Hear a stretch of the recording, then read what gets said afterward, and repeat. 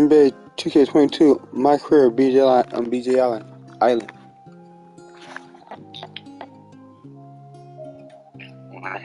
They're on BJ Island, Blowjob Island. In my career in 2K. I wanna go. I can't make it up.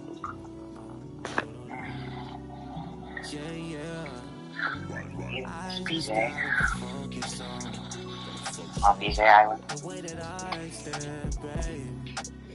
On a yacht and a coconut tree. Yeah. Next year I want to play that Mark Turk, so I'm gonna make me lose. Oh, the extra my coin? Okay, yes. Oh, goddamn, we got a game, huh? Shit, as soon as I click up, we got a game. Oh, well, I never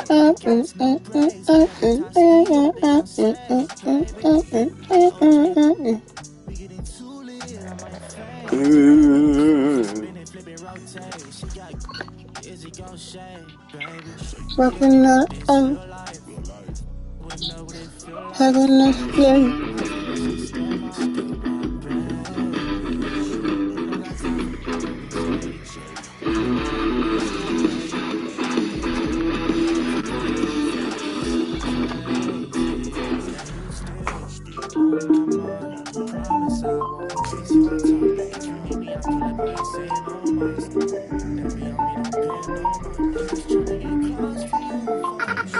Keeping to myself and staying out the way. Always on my lonely cause I can't change. See how they talking and I'm not always taking care of me, no need a band-aid.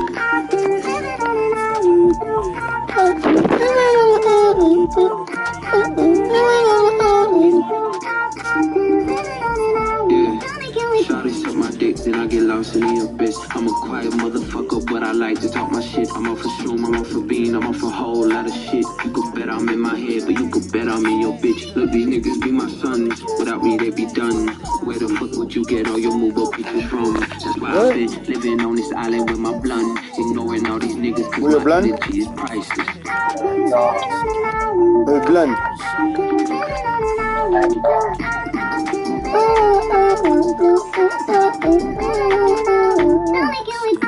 Keeping to myself and staying out the way. Always on my lonely cause I can't change. See how they taking care of me, no need a band-aid. I know you're in there. Don't ignore me yet. Your dog took a fat ass shit on my lawn. I've lived in this neighborhood for 15 years, and I've never seen a shit big and nasty. What is going on? It stinks out here. Fuck! Look, my energy is priceless. Told my jeweler ISIS. I'm way too decisive. Don't catch that ego-itis. When I'm up in London, everybody say your highness. Not because I'm royal, but because I be the highest. Sipping champagne, bitch, I do my damn thing. One for this like Matt Dane. Red whip look like Chastain. You gon' be so phony, that's why I be on my lonely. You gon' be so phony, that's why I be on my lonely. I've been living on an island too. I've been living on an island too. I've been living on an island too. Wait, Adam. I be so ugly, so I be up ugly. People be so ugly, I be up.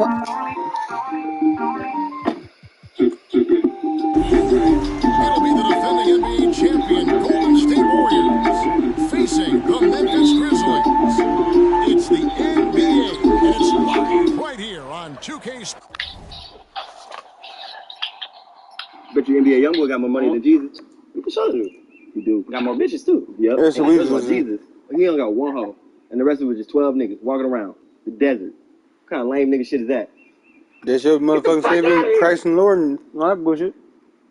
God damn. ACLU got all these oh, light skinned Jamaican ass fucking motherfucker. I'll be saying for your feelings. Oh, what the fuck is this shit? The feeling. This is what your dog would heal it. But it makes you feel it. Trying things you thought were cheering. But you grow to fear it. Don't they come and go like With Richard Jefferson and Greg come on. I'm Kevin Harlan at the table. And from the sidelines, it's our Hall of Fame reporter, David Aldridge. That means that. Yeah, Jesus was awesome. Come on. It's rebounded by Memphis. GA with with their fourth title, the combination of Steph, Clay, and Draymond Green, the single most successful trio in the last decade in the NBA. And some would argue the best trio of all time. I've been knowing nothing like that ugly dude. So the Memphis Grizzlies able to put the first points up on the board. And the wide open shot from Green. Good, and Curry gets the assist. Just great awareness from Curry. So good. Yeah, I'm playing. We got John Moran. No, this nigga can't shoot. This guy wins water guns.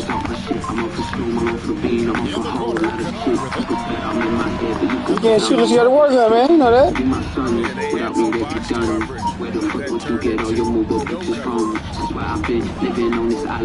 Yeah, I want a little dread. Tune-ass motherfucker play defense. That's the way. Go nigga. Oh, I'll bash that. I mean, I used to know where I can split it. I might break in street. I'm 22 break. The three-pointer, no good. That is not a guy you want to allow open looks for Rain.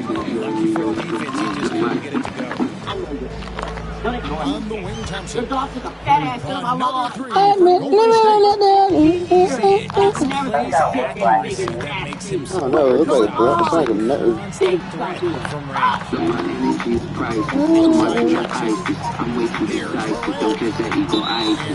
Yeah, I tried him perfectly.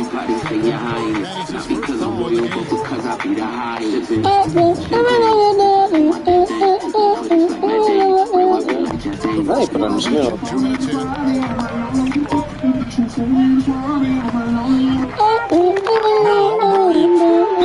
And he makes the bucket, gets the whistle, and now a 3-point play chance here for him.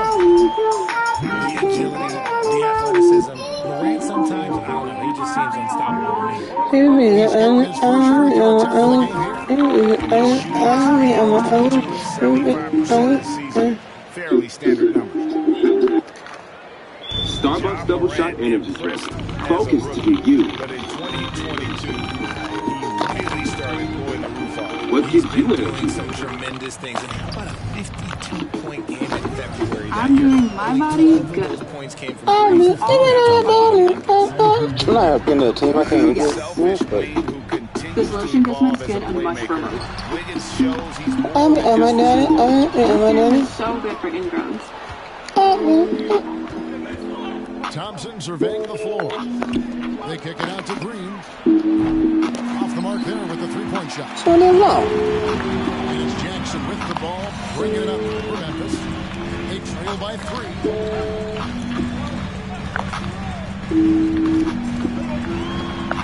Off to a good start as he gets his first shot attempt. This is where you want Jackson Jr. going to town. He's got a nice soft touch around the rim. Pass to Thompson. Back to Curry. It's off. It doesn't go for him. And the Grizzlies going the other way now. Oh, this is started throwing me off. Why? And here's Jackson. Fires the 3. Drills it from outside. Jackson's got 5. The potential of Jaren Jackson is endless. A center who has a tremendous J. Back to Thompson. Over in the corner. Looney. Higgins outside. For the 3. The Grizzlies pull it in. And he does it right in his face. This is how you answer a 3 with a 3. Just first. No, he can't shoot. Pass to Kennard. Lets it go from deep. Green with the rebound. The Warriors trailing. Morant with the steal. Inside. I ain't him over again. I put Got my a game. piece of it. And stolen by Wiggins. To the left side wing. Here's Looney. Off target from three-point range. 34 seconds left in the first. Outside Jackson. Beyond the arc. And no good. And Golden State will come the other way.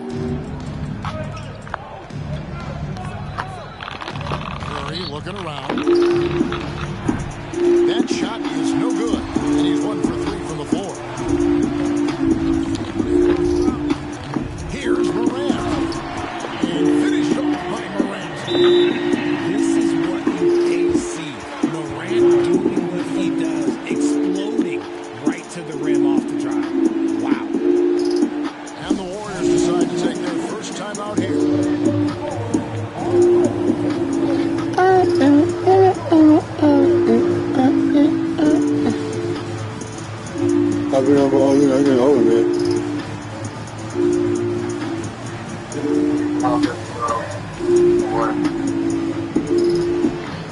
Looking up for the okay,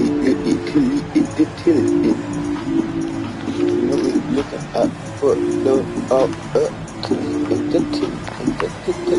up for the with me up.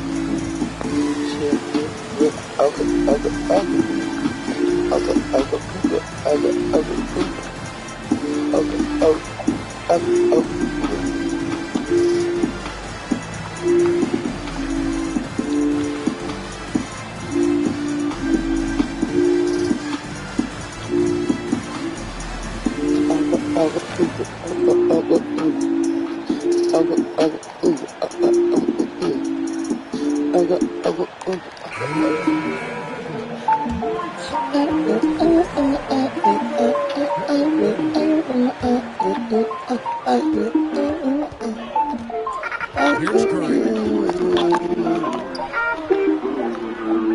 And that concludes the first quarter. It's traditional. Taking care of me, don't need a damn thing. What's the remake? Out in front. They're up by 4. Let's take a quick break now.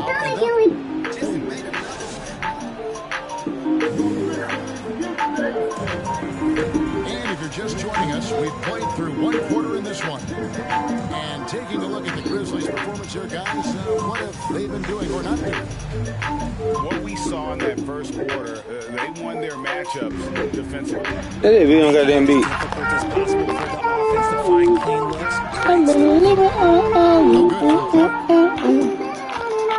Warriors trail by 4. And you know, for proof of what Morant's done for the Memphis franchise, look at the offensive numbers. Grizzlies have made huge steps forward every year. Morant with a wide open look from beyond the arc and then some. Morant's got the opening field goal the second quarter for the Grizzlies.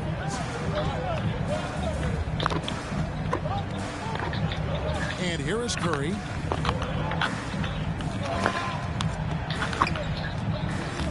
Thompson outside. 6 to shoot. And he can't answer back. I ain't made shots since I made my shot.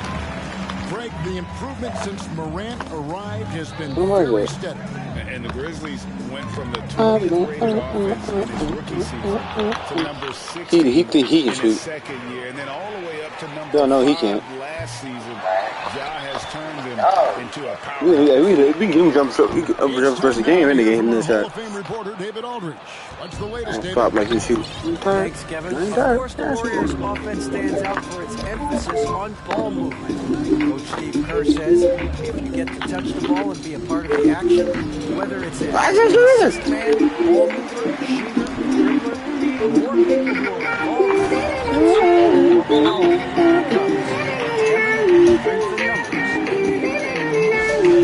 I can't even shoot. I'm trying to shoot for out of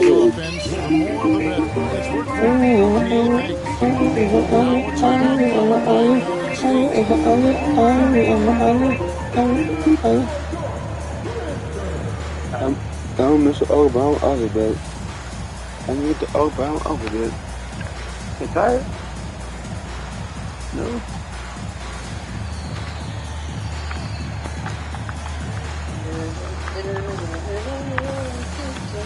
I'm a girl, and the only one. I'm all thirsty. I'm the bastard. Calling by my ugly and I miss the ugly. Ugly master.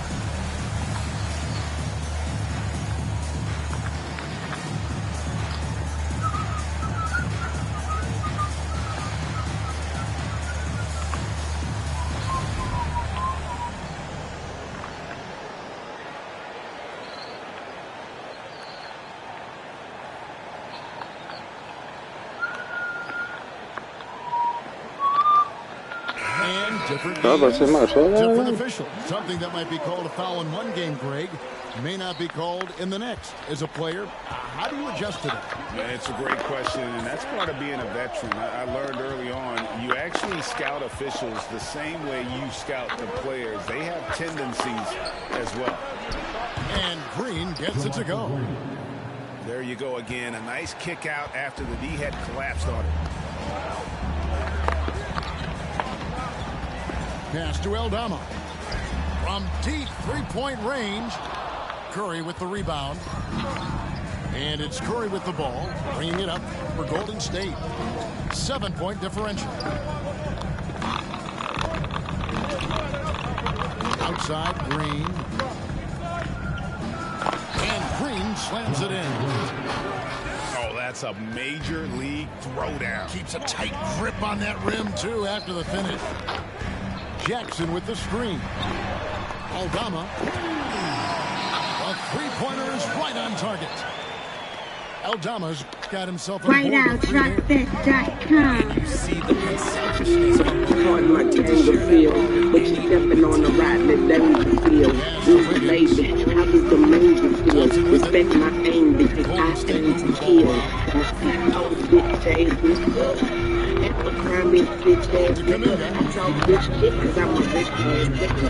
I'm still in the zone because I bitch ass bitch.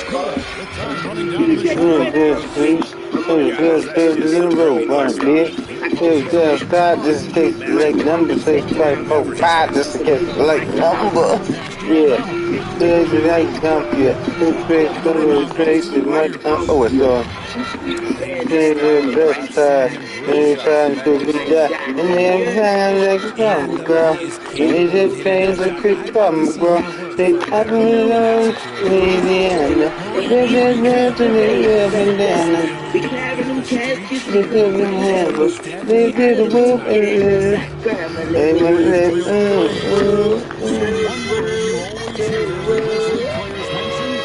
that's it. Yes.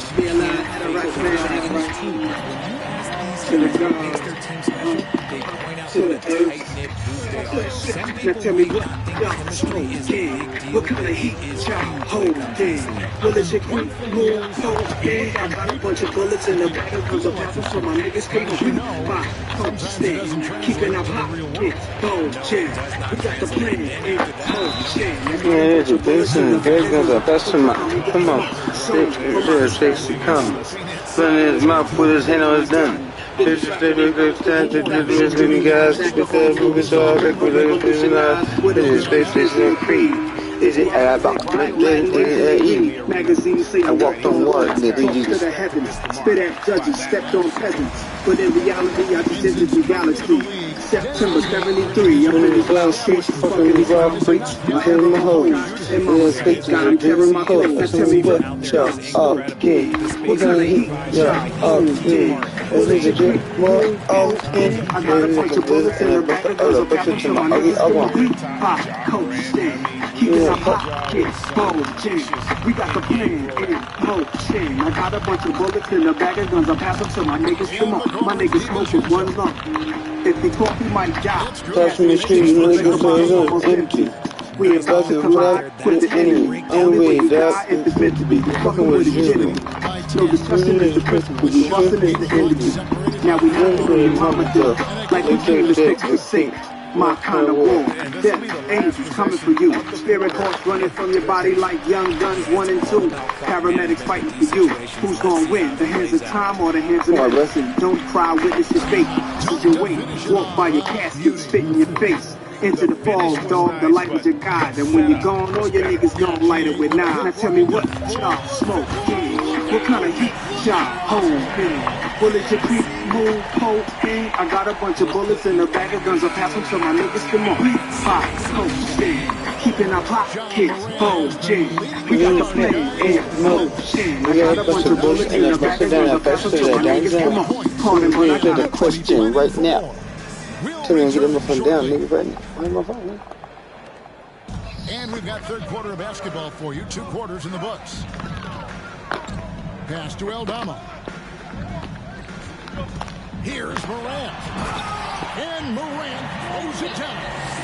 So creative with the ball in his hands. Morant is adept at creating offenses for himself. And here is Poole. Guarded by Morant. Foul? Here's Kuminga. And Kuminga throws it down. While he's a bit undersized for a forward, he more than makes up for it with his bounce. Outside Jackson. Back to Morant. In the corner, Canova with it. And the nice assist from Morant.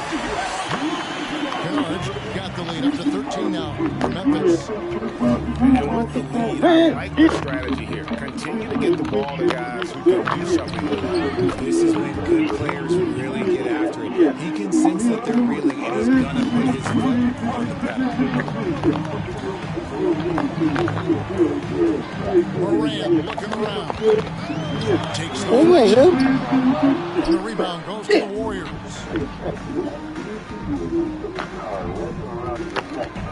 Third quarter of basketball, about a minute and a half. I can do that.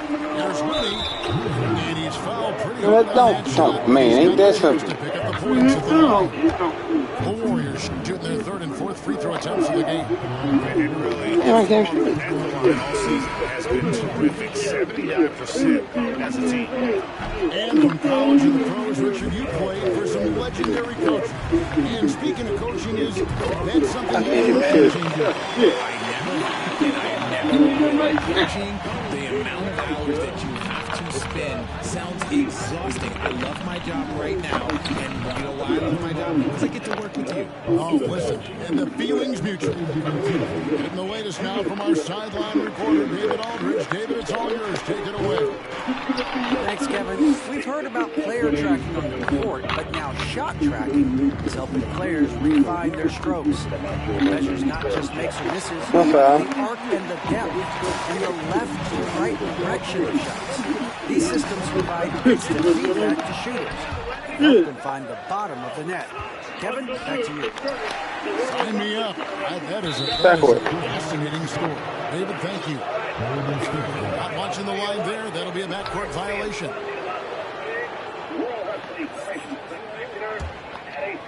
A little under 2.5 minutes gone by here in the third. Now, here's Poole.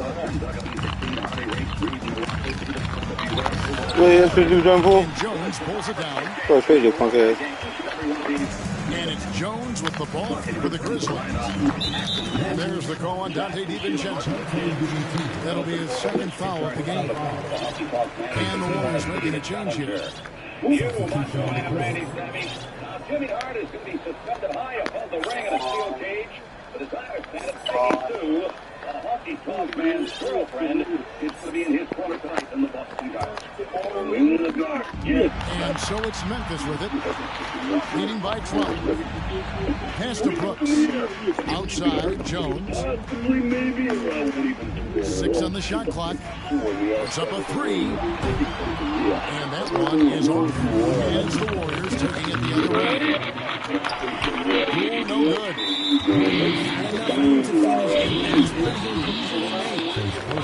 Well, if you pull players and you think the strongest guy in the league, I'm pretty sure Steve Adams will be a top pick.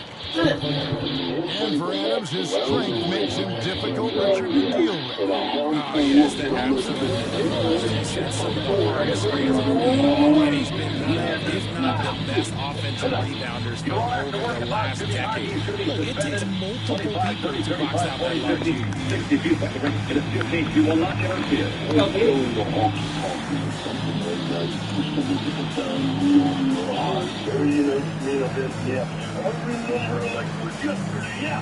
I'm good. I'm gonna do it right. If you want to put the macho man in these savage, what kind of a gentleman I am? Yeah.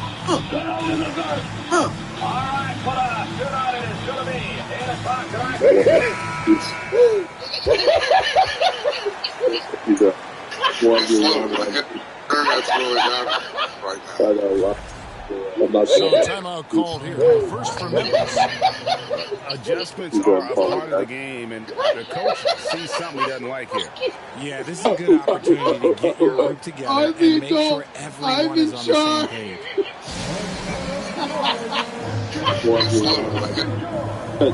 Online, right? I know. Like, look, I'm in charge. I'm the adult right now.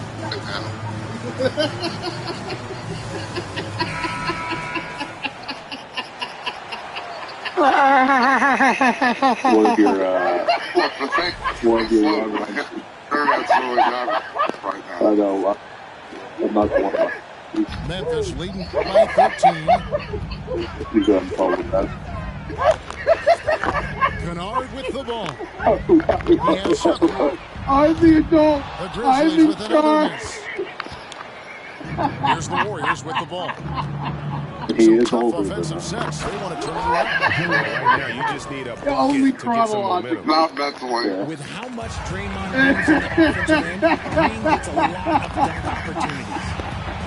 Good on the shot, and that shaves the lead to single digits.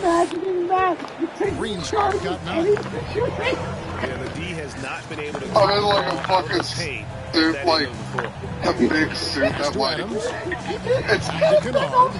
it's like me as a kid, but I'm not. I'm adult size, but I just have a giant fucking suit, so it looks like I'm a kid in an adult suit. Oh, good on the 3. It's just Patrick. I'm the boss. The mom said. After all the things I've done for you two, like nuking my Discord that I was fucking sick of seeing every fucking day. Nobody asked you to do that. On a lark. Right in this, we'll see if they can maintain momentum. Things are firing. He's fighting with you in the past. We'll see if Right they can keep it going. The real come at us. There's time travel argument. Yeah, I love the competitive fire right there. You drain You know what? I'm in the green now, so I'm in the present. You fucking prick. Rebounded by Memphis. Yeah, I went back. 14 points. Jones, no. Yeah, I went back to the future from businessman school when I went back. That's going to do it for the third quarter. Grizzlies lead by 9. You're We've got more NBA basketball coming. Sorry. Well, I can't start until fucking it's Mr. Google pulls up over there. Pants.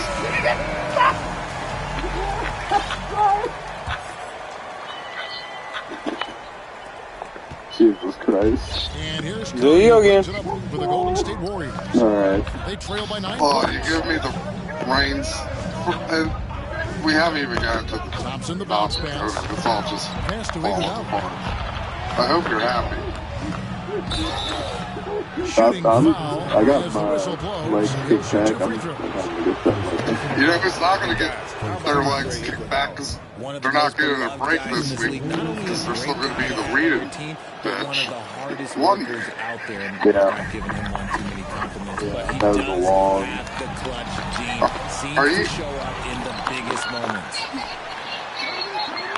Are you? Ready? Fuck no, fucking bullshit. Logan. It's been this way since halftime. Tremendous production. It's great to hear ourselves like again. It's been so long, boys. What are you doing? Since the break. Oh, Jesus Christ. Hey again. And this is the game plan for him. He's a big part of So, their floor space. Yeah, you gotta know where he is at all times, especially when he's roaming around the perimeter ready to fire. You're 30. Fuck you. Good, give him 10.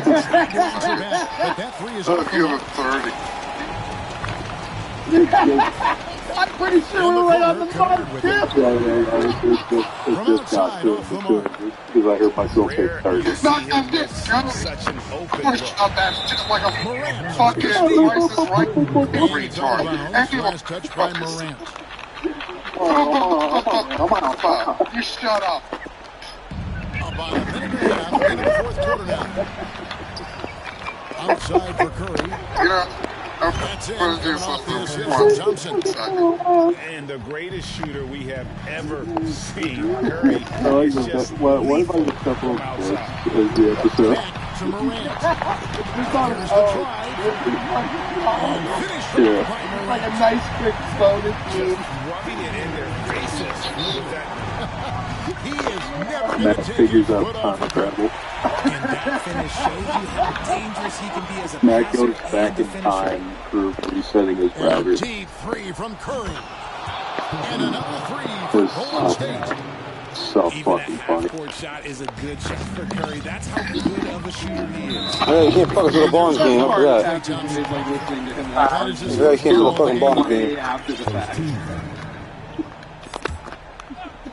And so here's Memphis. Here's Morant. 2 free throws coming up, and they call the Our shooting foul. opinions from 20 seconds ago being refuted. Technically in real time, yeah. It's almost like watching a real-time fucking And the Warriors making a change here. Well, it's like everyone should actually watching how long it takes for the signal to get from wherever the server is to Virginia. His caliber, that much time to seam it up? Oh yeah, you're done. Oh yeah, it takes about 10 seconds for that And signal another to miss by fire off. Memphis. Very dangerous to leave a guy You like done? that open. Lucky break there for the We're never going to be done. Stolen by Jackson. Just get going before we do. We do all the time. Anyways, Get to fuck work. it. Finally, Here's the call get on the bandage off. We're doing the mini one. It's a Hulk And Hogan. now only one away One from beat. being in the penalty. Start reading them. Third minute of action now gone here in the fourth. Nice move. A way better defender than he gets credit for. Look, you can't. Doing the one, Hulk Hogan. Legend, read. He says that's on the limb.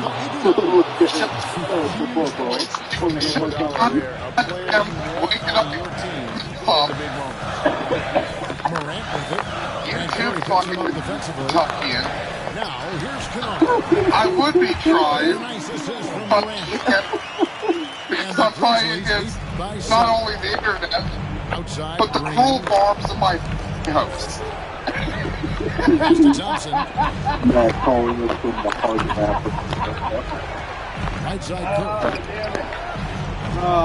And it's off from three-point range. This is And the Grizzlies leading by That's 7. stuff like you ain't ready for this shit. I'm about to drop on you. You're ready for this to come. This was the Here's ruse. Morant. Okay, Hulk Hogan live over the years. Hulk Hogan reminds me of Florida. He's got such insane athleticism. It's from Florida. I got friends from Florida. You ever have Cajun food? That's some wild shit right there. Three outside. Yeah, that reminds me of the time I was smoking weed and I got my dick sucked. And I went blind for 20 It is crunch time, and you've got Stephen Wardell Curry. The game plan is simple. Get him the ball. How does it feel? That one, no good. Good defense by Iguodala. Okay. I've had my fun. I'll mute myself. I just love the idea of Matt like fighting against the internet while listening to you, just like a fan And a miss there on the just triple. like moving around with giant hands walking in. God damn it, coach! Oh yeah, no, that table's getting fun. It's the first one. There's a car No. going. It's an 7-point We wouldn't lead. even say good Monday. And so he drops them both. It's an 8-point game. Morant with the No, steal. I'm gonna fucking sell, man. Stop beating myself. Guys, we've seen a lot of Because I turnovers. knew you fucking hit Focus. you for the last and it was Focus. just Just track. make the simple play. Kept alive. Killed his Thompson track. outside. No, I really weak ass John fucking rant. Leave by myself, but I'm somebody else. I'm in the frozen time. I am wailing. I missed that one too. Our echoes are way back to him. Here's Jackson with the drive. I didn't miss on my first shot. I'll talk to us in the present time. Next actual episode, I could go back really good. It's getting 20%. Oh, I'm ready for it.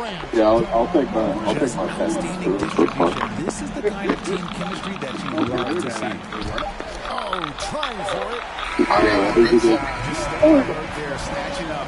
Just says like, oh yeah, well, how about that? Take the win. It was a fantastic ball game. I had a feeling this might happen because my internet was doing really good for most of the day, and I was like, oh, it's probably going to fuck up when we record the podcast. 5:16, 3:16. Yeah, it's fucking up as we record the podcast.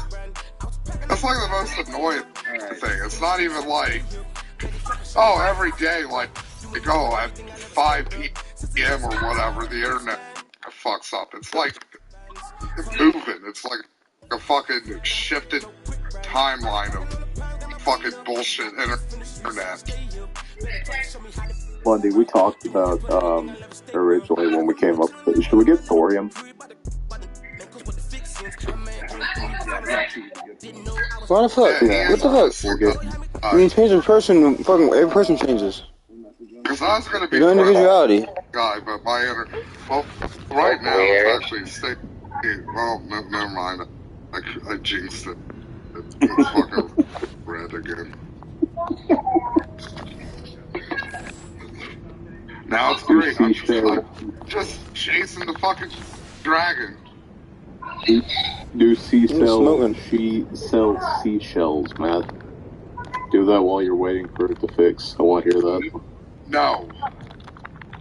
You already got me to read Finnegan's Wake that one fucking time. You're doing it again at some point because we didn't get fucking... I didn't save the file.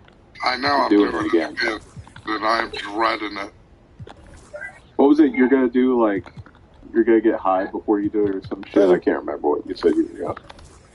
I don't remember. Probably something mushroom. Hot dog hat. That's fine. Don't do crack before you. You know what? I think it was actually crack. Don't fucking do crack before you. Look, crack's safe. You can't put Fent in crack. At least to my knowledge. Yeah, we all know that crack is safe. We all know that it's probably the safest drug. Yeah, ladies and gentlemen, Matt has officially, he's been in the service so long, he's actually become Destiny.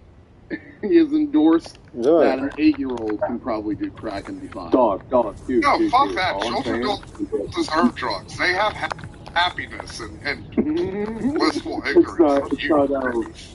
Adults need drugs.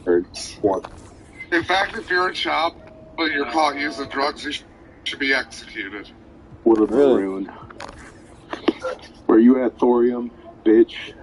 Okay, so we got Thorium in the room. He is our local autistic expert on all things wrestling. Yeah. Because he listens to the Jim Cornette podcast every day. He's a big fan of shirtless men touching each other. Didn't do massive amounts of brain damage to his brain with drugs like I did, so he remembers a lot more of the wrestling. I didn't do massive brain damage with drugs, but I did watch wrestling, so, you know. That does you got like a different kind you know, it doesn't help. Damage. It doesn't help. I think you have to be retarded before you start watching wrestling so you can get into it, you know? Yeah, true. It's kind of like therapy in a way. That's why everyone gets into it when they're kids, you know, before their brain has any level of development.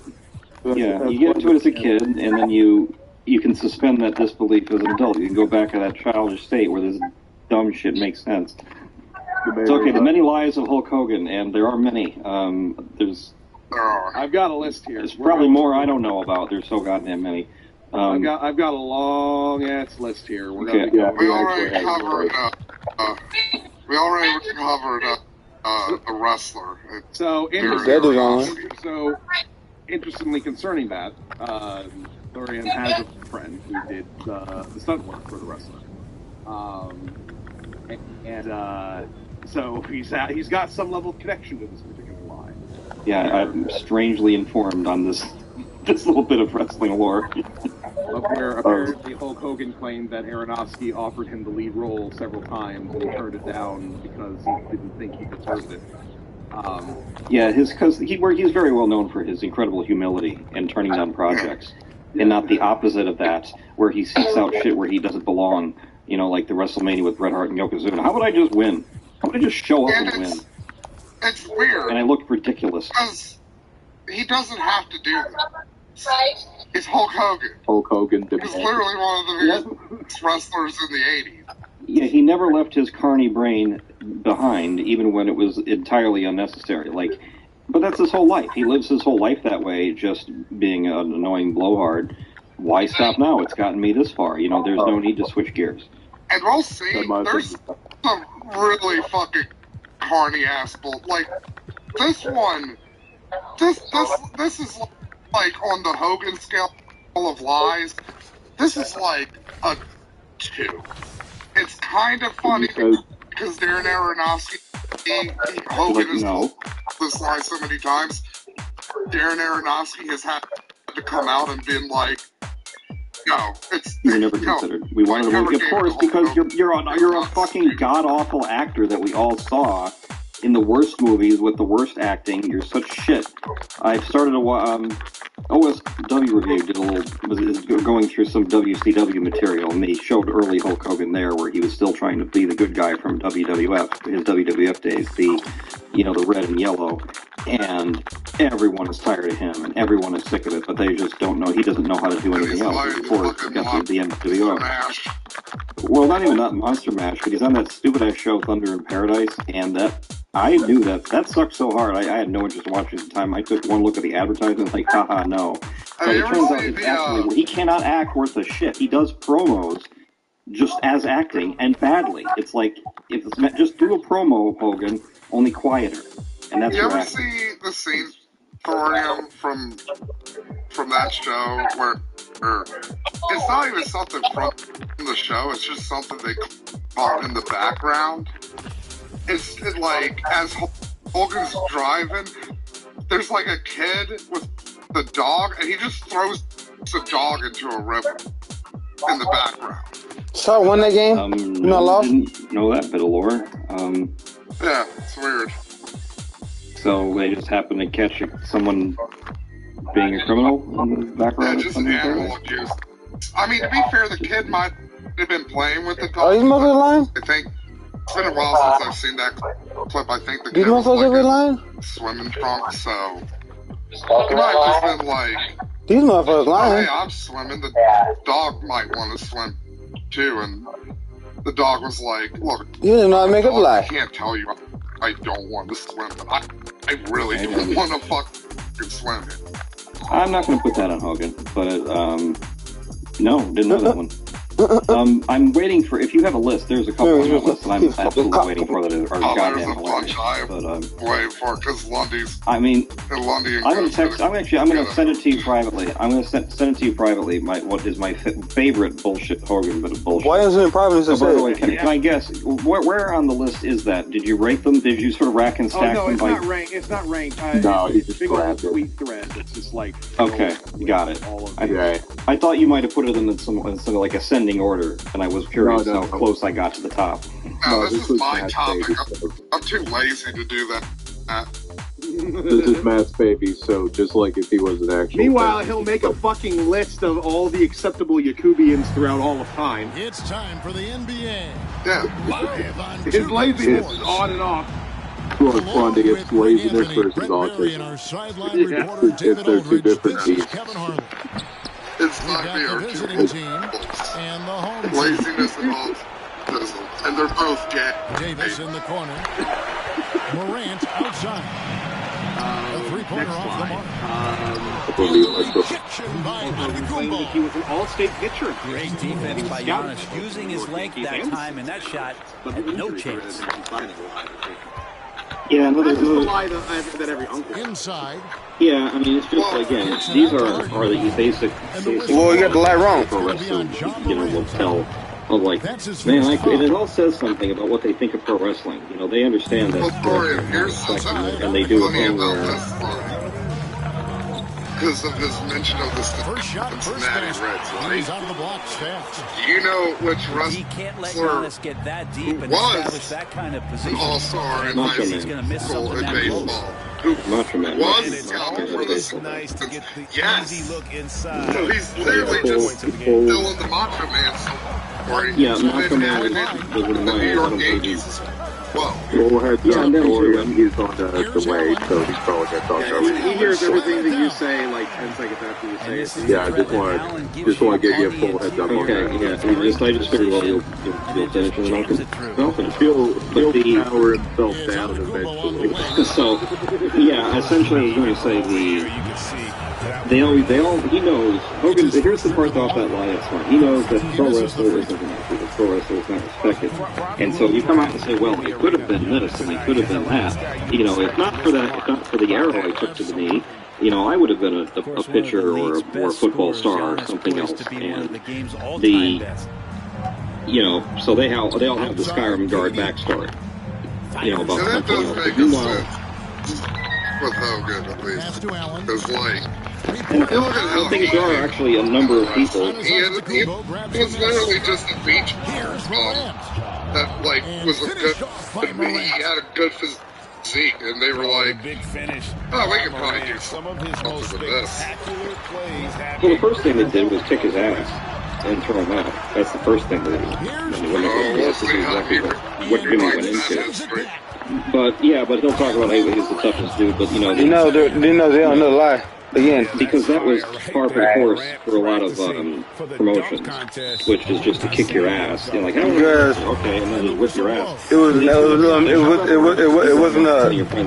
He wasn't high school. Away from dangerous people. And then they'll just use you that way. You know, like, for example, there was a recent Dark Side of the Ring on the, I forget exactly who, but the patriarch of the Florida promotion, the big Florida promotion.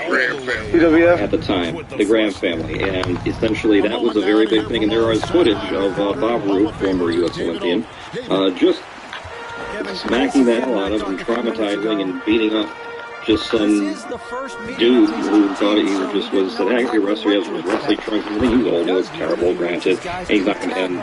He's got a long way to go. He's got a real uphill climb. And they're just doing the side. We're going to beat this guy up. We're just going to beat the hell out of him. And it's sad to watch. It wasn't Bob Roop. Japanese. Can you imagine Hogan looking like a fucking idiot with his... And that was Pat Pierce in the ring that footage. Hey, I'm in a band. I'm going to try out wrestling. I'm a beach bum who's in a band. I'm try out wrestling. He's going to be good. You know they kicked his ass. You see how big a mile away they were with his ass. I don't know if they had to do that. Yeah, they did. They thought they needed to do that because of fucking bullshit kayfabe. Who's my man? We don't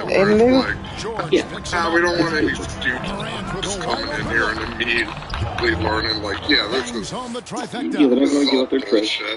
They don't want to give up their tricks, and this is their way of doing that, and maybe to an extent that worked, maybe it didn't, but people get in on different, that's just the thing they want to do. That's probably a better way to figure that out. You see it. Now, here's Antetokounmpo. Pass to Durant. There was, Kicks it out there. Shot clock at 3. So that was,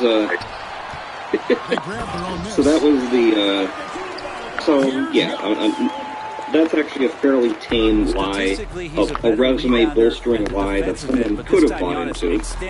I rate that fairly low on what I'm sure we're going to get to. Levine can't hit. Hogan claims that he's the first one who noticed Kevin Owens. That's true.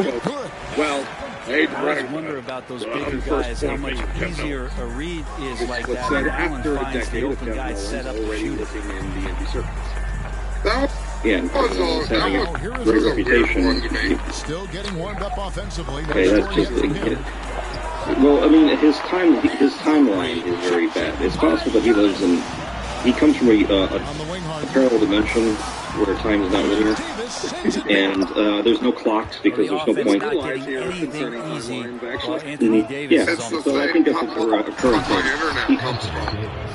If he slipped in from another timeline where time is not linear, everything happens all at once, and it's all a matter of relativity and perception, and clocks don't exist. Like, then whole that can make sense. All costs is going to happen. Well, like, the reason it's weird to me for you is like, I could get Hogan against some like dude who was just in Ring of Honor or Indies because what he's like, yeah, nobody fucking pays attention to that shit. But like, I don't. All the motherfuckers who can happen. Kevin Owens is like oh, weird. He's nothing like. Well, the funny thing is, I don't think he's ever nice thing about Hogan. Hogan in a way reminds me, of like the various lies he tells, it kind of reminds me of Gene Simmons' son when he decided to steal some anime and plagiarize it, you know, and just republish it over here because there's so much Japanese anime, they just steal it and republish it in English speaking, and no one would catch it, but unfortunately he chose to plagiarize the comic that would be Bleach, and which was a rare hit over here, and then everyone was very much exposed, it was very obvious that he was just doing a plagiarism. Well, Hogan just does that repeatedly. He just makes that mistake repeatedly. Like he'll think he's trying to pluck something out of obscurity to sound like he had deep lore on something and not realize that this person was already popular, already famous, already doing the thing, already not doing the thing, whatever. Demonstrating why he's also regarded as an elite level passer. And with an update from the sideline, how amazing a writer he is.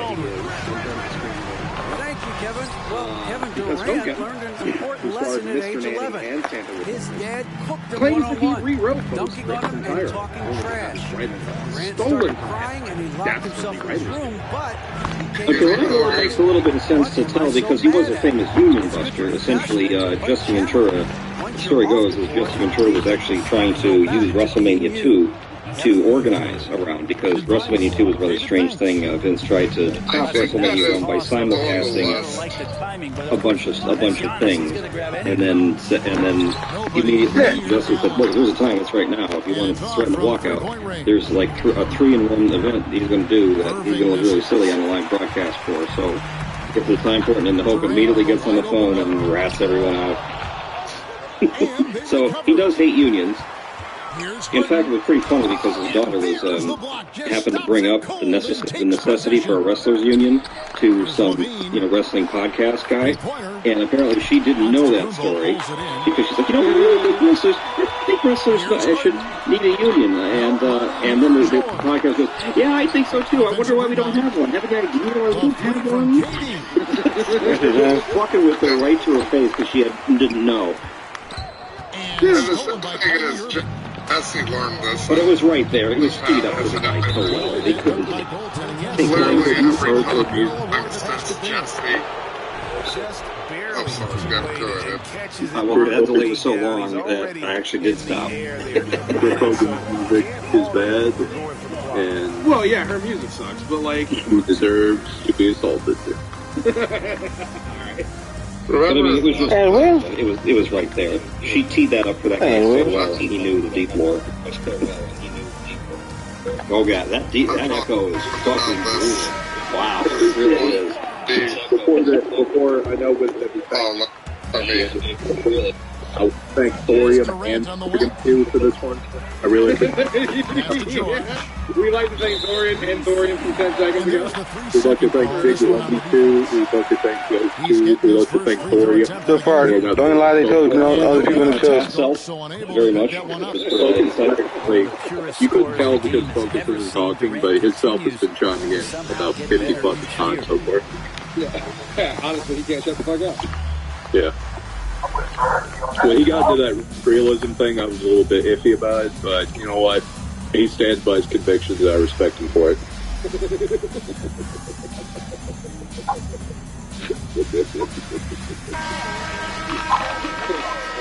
just stopped in here to just listen to you guys all He's over there like, damn, I'm Canadian. Okay, next line. What do we got? What do we got? Next line. Hogan says that he used to fight Pride Fighters in the 70s. Pride Fighting Championships was only founded in 1970s. On the interior. Well, he might have fought the fighters. You know, they would have been like 7 and 9. At that. Yeah. They have some teasers in Pride. It's stolen by Davis. That's the at least 20 years past the prime then. That's an emphatic dunk. I mean, Lundy, you should know that. It's like you've been watching the William blown apart video. Yeah. Just like I have. Like, Pride was a bit of a freak show. The thing is, even at that time, Hogan was working in Japan, and even before he was in the WWF, I think it was AWA, whatever the other promotion he was in, and he was considering, you know, he was still doing a schedule in Japan even then, so Vince had to be fairly competitive in order to get exclusivity to him, because he could do his AWA stuff and take Japan. So he was doing quite well, so he didn't need to fight a proto-Pride, you know, wrestler. He was actually working in territory and doing well for himself. So, a very silly lie, he's actually downgrading himself. I'm not going to with that one. Keep this line in mind for later, because something else. Yeah, I know what you're talking about. I know what's coming. I know what's coming. I thought there was another one coming for his trips to Japan. Oh yeah, there's that's one of my favorites. Now, we all do have and for him, that is an it's a two-parter.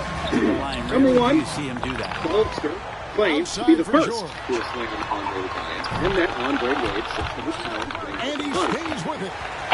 And the lie, on top of that, for every muscle in his back. He tore 18 muscles in his back slamming Andre. On top of that, he claims that Andre died merely a few days after the slam. Everybody say it. I never heard him say that though. There's 45 seconds left to play here in the second quarter. Andre lived for 10 years. Yeah. Including many years on WWF television. So it's not like he went away and like, oh, I'm retired. I'm going back to Ellerby, North Carolina on doing a crime. I'll never be seen again. Kind of past his prime by that that particular run with Hogan. He was that was meant to be his sunset. You know, that was his sunset. It wasn't meant to be fake his death. Did Hogan think he was going to fake his death? That's part of the gimmick. I don't know. And even if he did he not realize that he didn't go through with it? If that's what, I mean, that sounds like if Andre did that, that's the best way ever. He said, you know what, hey, you're like crazy. I'm going to put, hold on, Jesus Christ. I'm going to put you, I'm set up a story here. Like, okay, Hogan, next time, you're going to go over like crazy. You're actually going to kill me in the ring. I'm already retired. And I don't care if I'm in the public spotlight. I live in a little town called Ellerby, North Carolina. I bought a ranch out there. I'm going to spend all my time out there. So what I'm going to do is you pay me. You give me half of your pay for this WrestleMania, and you can kill me in the ring. Like, I'll just disappear, and like you'll never see me again. And then Hogan does it, and then Andre just presses on. Like, I don't know, like, that would be awesome. Under the impression that he legitimately killed Andre. Yeah. I want to point out two things. Right, so one, Andre was slammed many times by many people before this. Like, Jim it wasn't always the big thing. Podcast episode where they talk about the lies gets into the. We're like, it was because Andre was a big motherfucker. Reacting to like, shit, that's impressive. Got 13. But like, yeah, in fact, it resulted in a fight. No, Dad. Liked you? No. If Andre liked you, he would fucking slam. Davis with it. And Allen Fast now cutting in and interrupting you. Like no fast story of this piece of shit. He's fucking up your rhythm. But no, one of the better stories about Andre's, about people slamming Andre is Kamala did it in territory. And yes, it took permission, but Kamala's like big and fucking strong, and he surprised Andre with how easily he did it. Normally Andre would kind of just sort of, he knew how to put, put one hand on the shoulder, one hand on the hip, and just sort of like almost turn his body into it. But, and while he still did that with Kamala just snatched him like, whoop, right up and then bang. It was like one of the better ones. And Andre was legitimately surprised and a little pissed, and they ended up almost coming to blows over it, where Andre was threatening him and just being shitty, and then Kamala essentially at one point was like, I'm not going to fight Andre for two reasons. Number one, and number two, he's a big guy. That's not true, because Kamala had cut the gun with Bruce. We ain't know what you're talking about. To the red dressing room and threatened him at gunpoint. Say, like, you ever fuck with me again, you're going to get it. And Andre just looked at the gun, looked at him and said, I'm sorry, boss. No, I mean sometimes because he wasn't wanting to fight back. I don't think. This is what makes Giannis such an elite player, his ability to score. My bad. Over that. But then so again, that's the wacky world of wrestling. The more horrible you are to each other, the better of a bond you create sometimes. And then the second thing, with like this line, which makes it bizarre, is like, in that last feud with Hogan and Andre, at the end of it, Andre turned face because he attacked Bobby.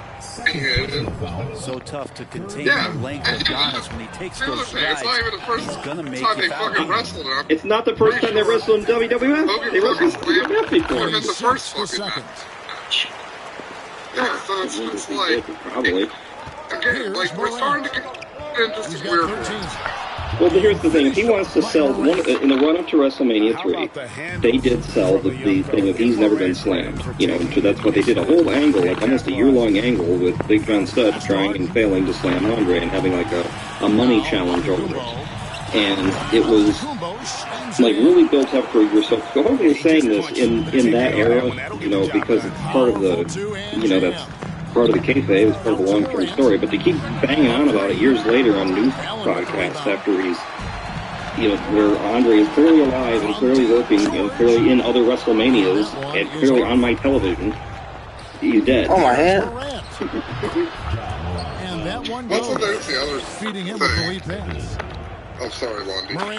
There's the other thing, too, with it. It's like... It seems like Moran is always ready like, you can get away with WWE being like, oh, Andre's never been slammed because... It worked in the 80s, but like, if you're a kid in the 80s and you've never seen other television... I never got slammed. Yeah, like, the territory days, like, you only had, like, one regional fucking wrestler. He did, he actually did. Another good play. I thought he was yeah, you know what? That's funny. Yeah, make a good point, Motherfucker, I'm always in agreement with myself, because I'm my only truth. I'm more aware that this was a good idea. I said my thing, and then he started talking, and then I heard him actually hear me. Say it again, and then he agrees with that. And like, he agrees with that, and I'm like, yeah, that's right. You show him a semi-nice face before you have to employ it. Just doing what I do and just say, shut the fuck up every time. We all know. I was a party boy back in the 70s. Now, John Belushi sadly died but according to him, he partied with him after WrestleMania 3 he did. In 1986. Okay, again, the alternate dimension, yeah. Alternate timeline, all things happen. Is everybody quit? Who's really? He is Quantum Hogan. He is Quantum Hogan. Grab that thing. He just lazily reaches out for that, and the result is it's deflected right off of his Maybe head. he just got confused. He's like, oh, this is really good. John Belushi. I didn't see him as being a big drug user. I think he was, I mean, obviously he's a roid monkey, but I mean, he seems like a real bore as a person. I don't think he's partied. What?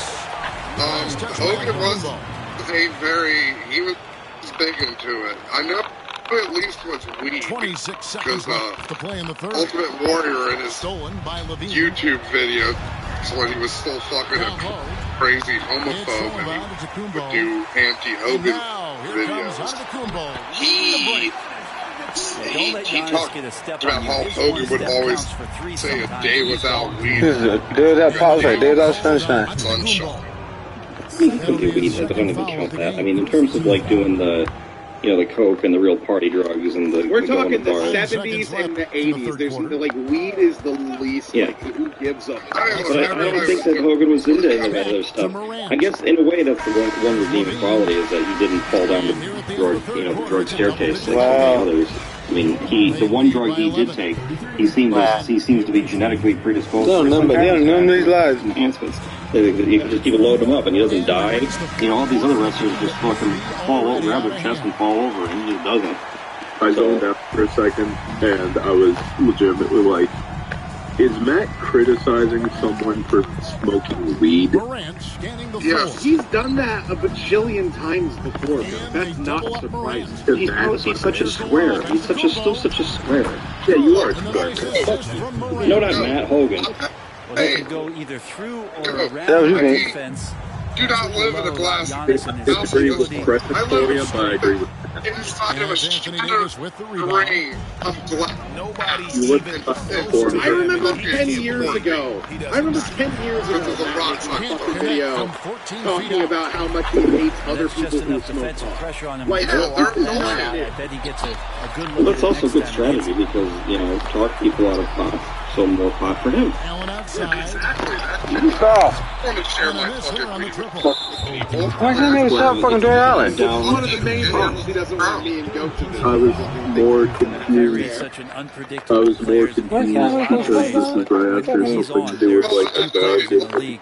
It can match up with his. You remember like a how much bundle. fucking hassle it was? Shut up, Joe. I'm trying to explain to Blondie like the whole fucking coming down here situation. And he's like, now got the double-double. You remember how much of a fucking hassle when fucking that doesn't go. He's 5 Sia of 12 on the night. fucking came down. To the paint. I just know it's gonna be the same fucking thing. So that's the main reason I keep finding you two on it. It's just like, I want to fucking have that conversation with my mom.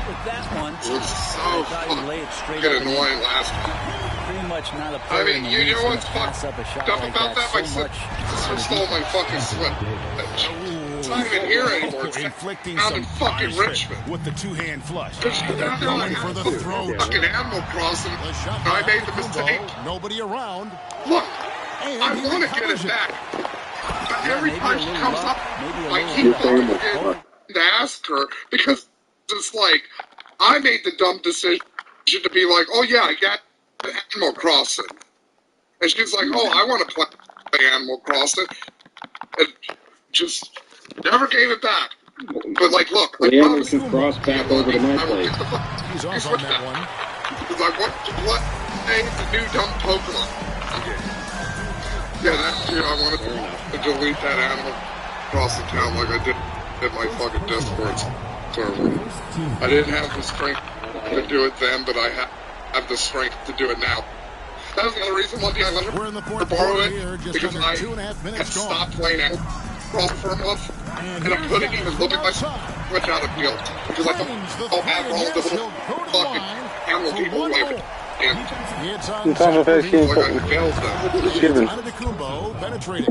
you're gay. You're very gay. Okay, next slide. This is one. And in that one stride, he's covering so much ground, he can't keep up with it. And the ball travels out of bounds. Hogan, Last touch by Jordan. after wrestling The Undertaker, had told The Undertaker Oh, my brother. getting stoned on top of a steel chair. That Undertaker had caused permanent damage to his neck. Botched the tombstones. That will get him his Undertaker fourth foul of the believed game. him for the better part of 2 years, having stressed about it, having complained about it, having felt really bad about it, before finally seeing the tape of the match, And this is why Giannis which is up clearly there showed every that Hogan's season as head one of the never league came leaders anywhere in near dunking the the chair, basketball and and just that he did way not too easy. actually get anything else. Yeah, Undertaker shared that with somebody in the, at one point. He's like, yeah, well, a couple of while ago, it's like, I've seen that tape. No, you didn't. And he's like, really? And then he's like, yeah, I'll pull it for you. And the thing is, it's actually a modified version of the Tombstone. It's even safer than most. Most of the time, it's kind of like he actually has Hogan's legs over his shoulder. So it's like it's actually braced by his shoulder in addition to just kind of being held around the waist. These motherfuckers adding 2 on 10. Like double safe. And 50 on 20, and 50 on 35. But that one I remember hearing on a roundabout from, a roundup of similar lists from Jim Cornette and Eddie going, oh, that's the oldest trick in the wrestling book. When you have a rookie come in, and then, the veteran would just go, oh, yeah, you kind of hurt me out there. When you did that arm drag, you did this, you did, I got a little stinger, but don't worry, it's fine, but I'll be the bigger man about it. And that way they feel like they own you. Because they aren't, it's actually it's a tricky thing to learn as to whether or not you hurt the other person. You can, a rookie can be lied to about that and not know the difference. Other veterans, you get to a veteran, you're like, yeah, no way, your head cleared, I made sure I saw it, I know how to do that move, you're lying. How the fuck are you doing my game? Like, they want to just be like Hogan, where it's like, oh yeah, you're almost crippled me, brother. I can't feel my fingers, brother, because you fucked up the pile driver, brother, but I'll let it slide, because I'm a good Christian. And that's really such a scummy thing to do. It's such a scummy thing to do. It's like usually in the fucking with old territory. I'm a good Christian, brother. Yeah, in the old territory days, it used to be, it would be something like, you potatoed me out there, kid, but don't worry about it. You can give me a burger or something, or pay for my dinner. But in this case, it just caused Undertaker insane levels of stress. Well, the thing is, he correctly saw the Undertaker was a great gimmick, and that was going somewhere, which is why he wanted that win. Like he's beating him. He got his win back on Tuesday night. The Doritos Cool Ranch Papadillas. Hey, that was my idea. I did that. How did I become the first man in history to guess exactly what kind of ring his partner wants? Easy. I told him. Hello, everybody, and welcome to... Win back on Tuesday Night Titans, like it was like some weird pay-per-view they aired at Tuesday night in Texas. That's it. Where it was just some weird little pay-per-view that they did in a very off-kilter way and never did again. But immediately, just beats the Undertaker, pops off the tombstone in his usual routine. But the good thing is very few people actually saw that Tuesday night in Texas, and nobody cared, and the Undertaker's mystique was largely protected because of that. But he wanted to nip that shit right in the bud. He wanted to just get his feet off of that and then dispose of it. They kind of technically did do Tuesday night in Texas again with Cyber Tuesday, if you remember that failed fucking pay-per-view. When WWE was... Oh, you don't remember that? Oh, I have Sorry, it's such a long delay. It's like I just... It's unmanageable. It's insane. Oh, you don't remember that? Oh, no, I remember. There's a delay, but there's also a big... That also distracted me. But yeah, Cyber Tuesday was fun, because that was when WWE, back in like 2002... Fuck you! I'm gonna keep telling the story of Cyber Tuesday. Power breakdowns. This is not a story. Why I'm doing that. The McMahons would tell you. Cyber Tuesday was a fucking idea WWE had in 2002, where they were gonna stream pay-per-views on their dumb, shitty fucking website. And they did it with Cyber Tuesday, and it failed fucking hard because they kind of knew it was going to fail, so they didn't have a really good card or anything, and because it was, shut up. It's like a Doctor Who episode. Bro, it's like find this place. It's such a fucking huge delay. You can't...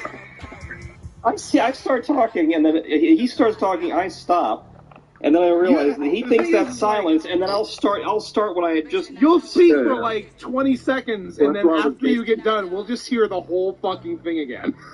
You were agreeing with him, like, oh no, I remember, and then he's just like, you remember that time? Yeah, I remember. People have some frustration.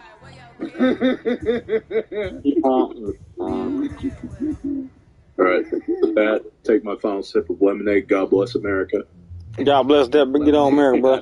Let's next slide. The Hulk Rules, or rather Hulk Rules, is an album that was released by Hulk Hogan and the Wrestling Boot Band. One of the most famous tracks from the album is a tribute song, Hulkster in Heaven. Oh, good, I got back for this. I just hung up and joined again because I was like, you know what, I never tried that. I didn't try this. Pumpkin. Like, pumpkin. You're saying it constantly. Why are you saying it's the Apple game, Goat? You're confusing me. According to what the new talking about? Yeah, what they talking about? Despite a new law making it illegal to possess, sell, or deliver assault weapons, an Illinois sheriff says he will not arrest those in violation. Furthermore, about half of the nation's states have made it legal for people to carry guns without training. And family and not too. That it is going to affect black society more than society. Let me explain something to you. Every time they pass a law that makes it seem like they're protecting us, or they're giving something for our identity, what they're doing is taking away more of our rights and making it easier for people I miss that. It seems like we'll just make it legal for everybody to run to just get a gun, no permit, no background check, no training. People, you get it, you get it, you get it, you get it, you get it. So you get it, you get it, you get it. It seems to me that they really want to kill you. And they also want to make sure they can get away with it. Because now that it is illegal, anybody can have a gun. So young people come naturally are going to have it. I don't know. I can't believe that shit. Okay? Okay. I am a gun advocate. I don't know how I got dumped on. But I also believe in being responsible with your life. And I don't believe just because you always get to study that you should never, ever be allowed to own a gun again. Because if you do the time, once you do the time, you get to pay. You pay your debt, the debt is paid. Let's say you commit a crime and you get out there and they lock you up or whatever, let's say they're not good. You do your time. You get out, perhaps you're on parole or probation. You do that. You adhere all the rules, you follow the guidelines, you do what you're supposed to do. And now you're off probation, you're off forever. You should be able and keep yourself to reestablish yourself, to get acclimated, to return to society as a citizen all your life. Yeah, I want to go shopping. Because guess what? Go shopping? Baby, baby, I wanna ride it, baby. I wanna ride it, baby. I wanna ride. So why is it that you have your other rights limited? Why make sure you do the community Oh, you can't shoot him. You're not going to allow a person to reintegrate into society and give a person a chance to do it right. I bet y'all, I thought you can shoot. To be whole again. You're not going to allow them to be whole again. They're never going to be whole again. They're never going to feel totally obligated to play by the rules. Now, some of y'all don't get that. But some of y'all that when you don't play by the rules, you let them go back to camp. I'm going to keep kids. And you can say that all you want to but it's different. I can tell you like that. It's different. You want somebody to play by the rules, you want them to continue to pay taxes and all that stuff. What's up, pal? My bad, Zeke. My bad, Zeke. Fuck. Well, don't let them out of jail ever again. Don't allow them to ever be free, ever. Now, if somebody has a mental problem, I get it. If you can establish that and you can issue, I get it. If the other person even don't have, you can do that. But the things that we can do to be responsible citizens, there's also things that these elected officials can do to be responsible public servants. This is a ridiculous law, and I do believe it has political implications. This thing has politics, political coalition. They're playing games with our lives. And I'm telling you, fam, as always, black people are going to be affected the most. Now, here's the deal for all of you who sit back there. Let me tell you.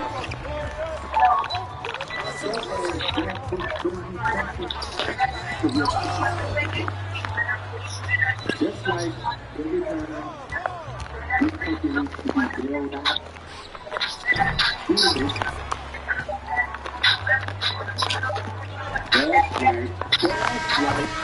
Oh, I missed the fucking. Ever need to be bailed out.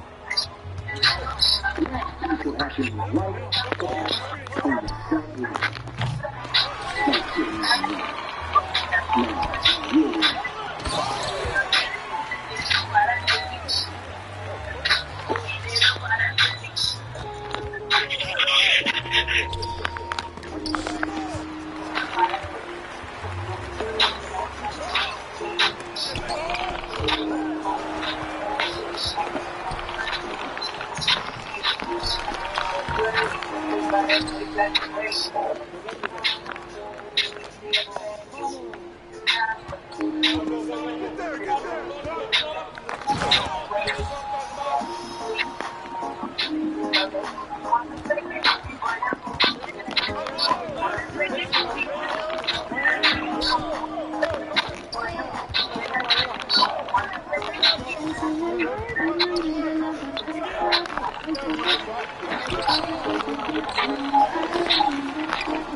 What?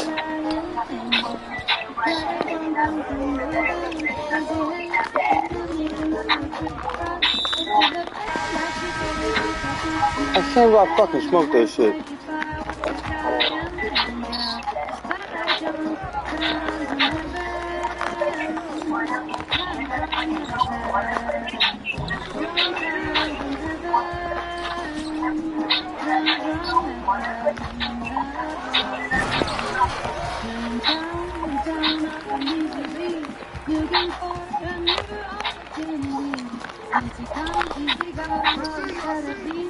I jumped it early, fucking A. Kirk.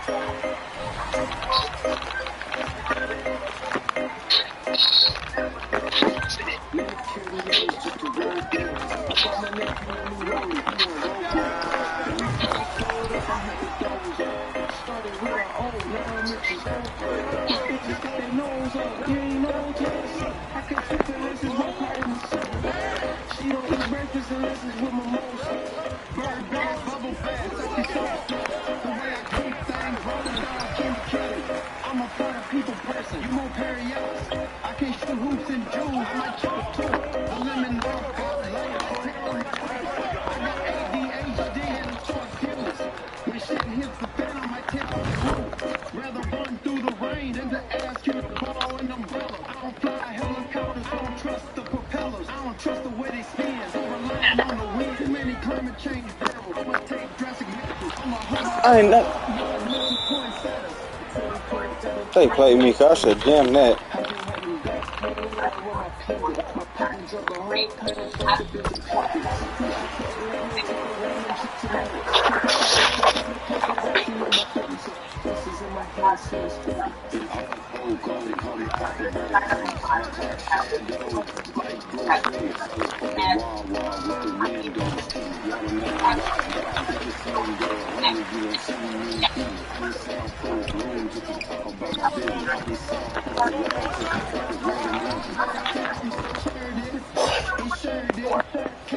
They playing me now, baby. I missed a rebound. I'm getting blocked.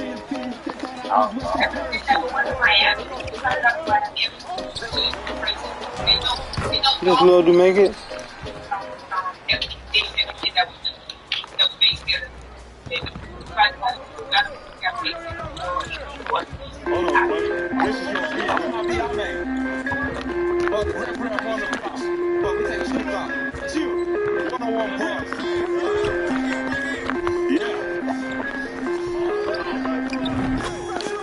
Okay, I got left here first. Yeah.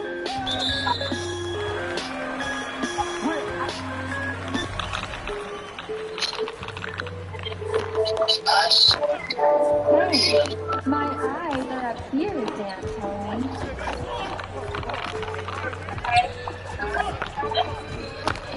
Go round, I'ma have a ticket like a left. I'ma take a nap on the ferry with a palace. Sapphire stand to the face for the map. Fuck. Be good. State line. I don't do average Montclair mattress. 2 twin pillars got me playing for the Cowboys. I'ma crush the coke with the Cuban. I'm a 3-wheel through the ancient ruins. I'ma run it back out Dallas. Dallas page when I'm cutting through the traffic. Streets all white like a bridesmaid.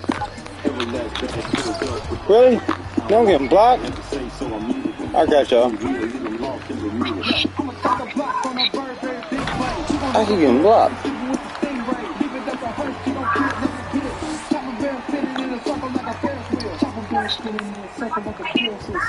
I'm getting blocked again.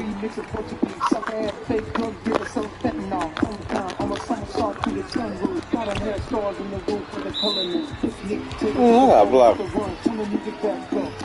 Right.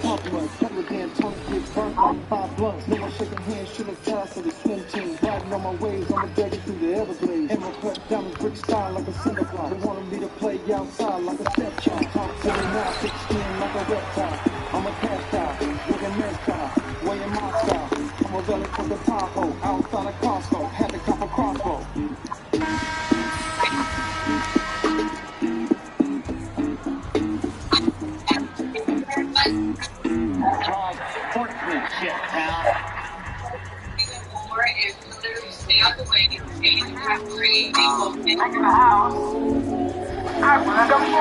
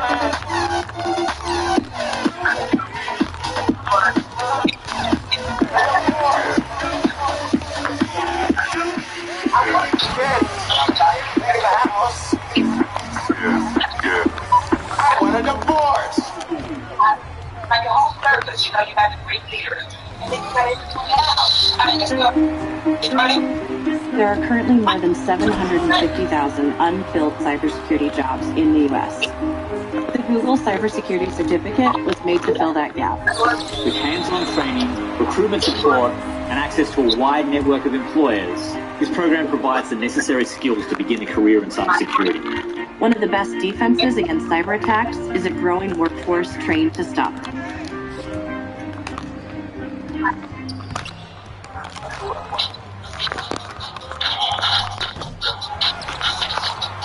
Patients are more than their disease. That's why for over 100 years, Novo Nordisk has focused on treatments to defeat chronic and rare diseases and help everyone meet their moment.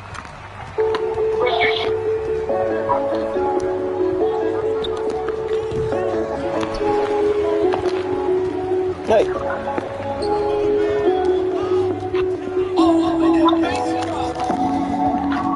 I just do some down in my tongue. I just complimenting them all on. I just do a swan in my palm. I just do a rolling on my own. I just do some down in my tongue. I just complimenting them all on. Hey, I got my business shit.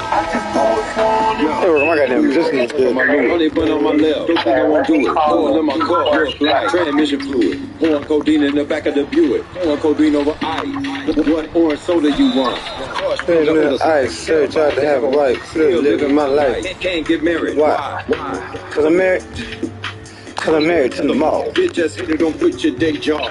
Oh wow, that's my first 3 times missed. What? Most nights I'm boys buried over ice. Light up a blunt and ignite. On the moonlight. Plug in the game, you should buy you a Tesla. More of a Lambo man. Like Rambo.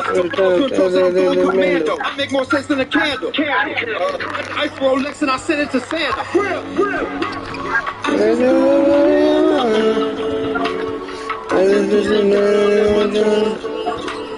I just do a swan in my palm. I just do some down in my tongue. I just complimenting them all on.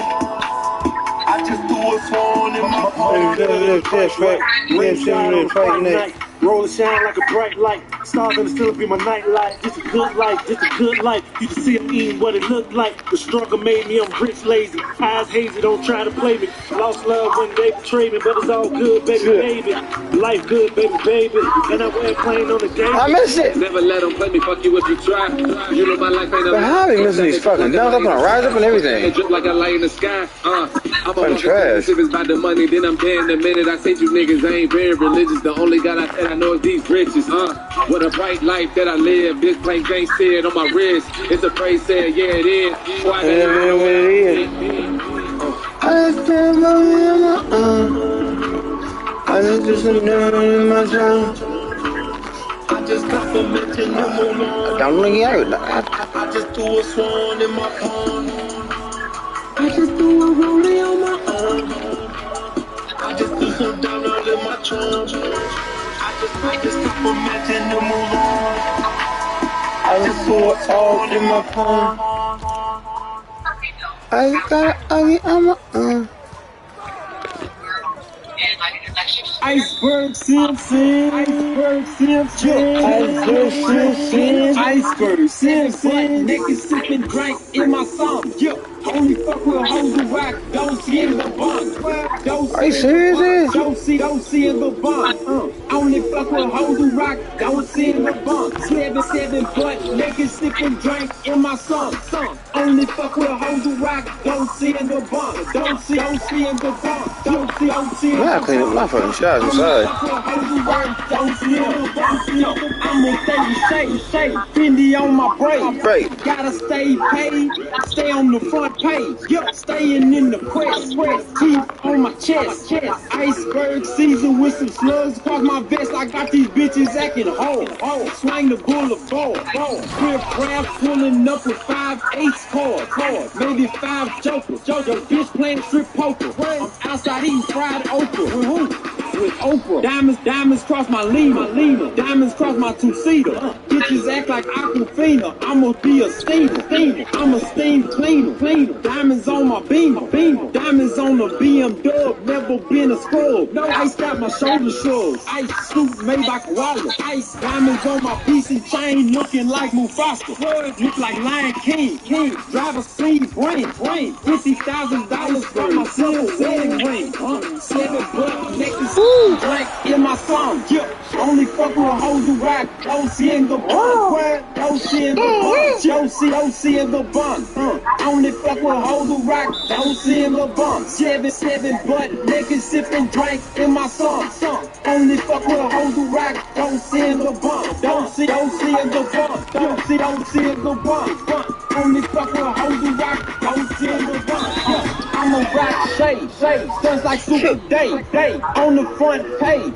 Ballin' on these waves. I'm a silver back. Trunk is still lean. Aquafina jets with the papaya steamer. I'm a steam clean 'em. Got the jets sitting low. And have folks say where they're calling in from. Lance Gravy, I'm calling in from Phoenix, Arizona. I'm Mary Jane Rubenstein, and I'm calling in from Middletown, Connecticut. Roll the die. Where are you calling from? So, though I'm at the Vatican Observatory and live part of the year in Tucson, you're catching me today at the University of San Francisco. And I'm Jeff Peichel, and I'm coming from Richmond, Texas. It's great. We've got folks from Massachusetts, New York, Texas, Florida, Arizona, more from Texas, Colombia. Someone saw the article in the New York Times, Brother Guy. Just to let you know, Brother Guy was mentioned today in the New York Times, in a good way. We hope. Okay, MJ, shall we get started? Let's do it. Let's go. All right. We want to welcome you to Sacred Space, Religion, and Cosmic Exploration. This is a project of Arizona State University's Interplanetary Initiative. Once again, I'm Lance Garavi, Professor of Theater at ASU and Associate Director of the Interplanetary Initiative. And I am MJ Rubenstein, Professor of Religion and Science and Society at Wesleyan University in Connecticut. I'm also co-PI of the II Sacred Space program. This is the third in our series of public conversations about the intersections of religion and space exploration. We're so grateful you're here. We hope you'll attend the fourth and final one on April 6th and help us spread the news by sharing. All right, Dark, I'm on your way. My bad. With your friends and colleagues and networks. All of these conversations are recorded, and you'll be able to find links on the project's website, which I can put in the chat. So throughout this series, we're delving into the past, the present, the future of the relationship between religion and space exploration. And today, we're focusing on some current and emerging practices by asking, how will space exploration shape religion? Now, many religions are hundreds or even thousands of years old, but humans have only been going to space since 1961. So what impact has space exploration had on religions old and new? How might religions change as we start living and working on other worlds? When is the Sabbath on Mars? Oh, we should dirt. Mecca, if you're praying on the moon. In this symposium, we're discussing the ways space exploration has shaped and might continue to shape religions. To help us explore these and other questions, we've invited a pair of marvelous guests.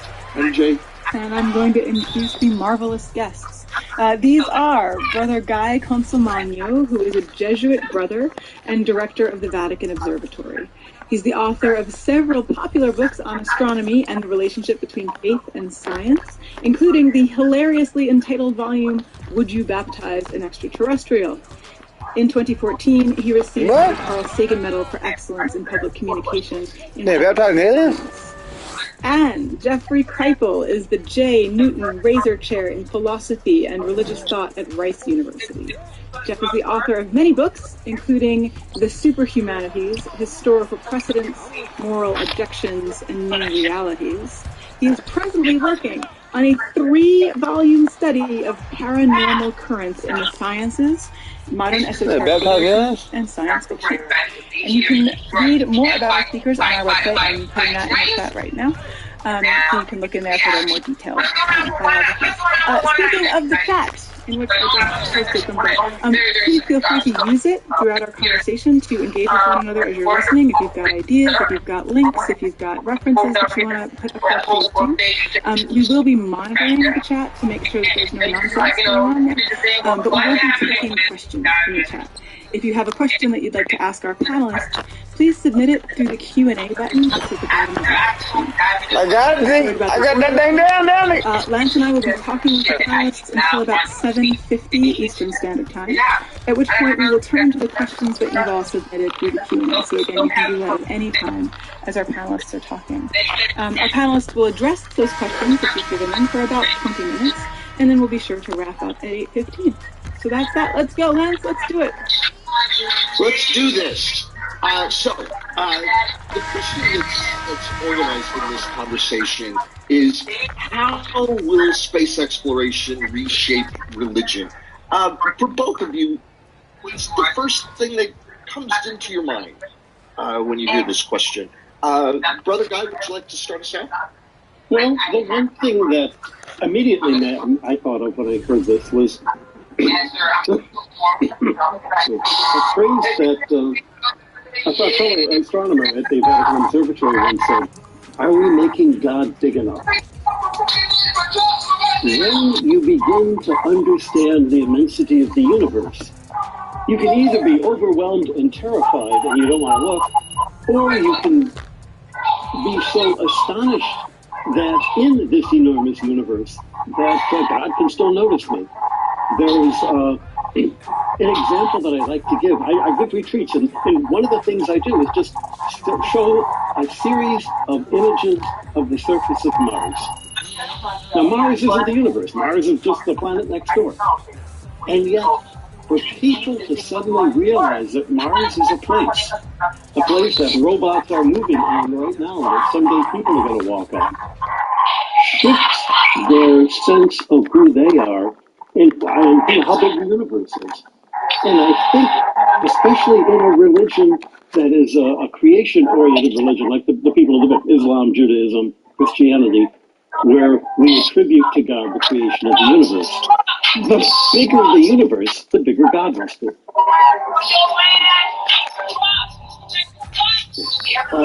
Jeff, how do you respond to that question? With the word up. That's my answer, up. I think, first of all, I gave a lecture once on this very question. We had the 50th anniversary of NASA that was hosted at my university, Rice University.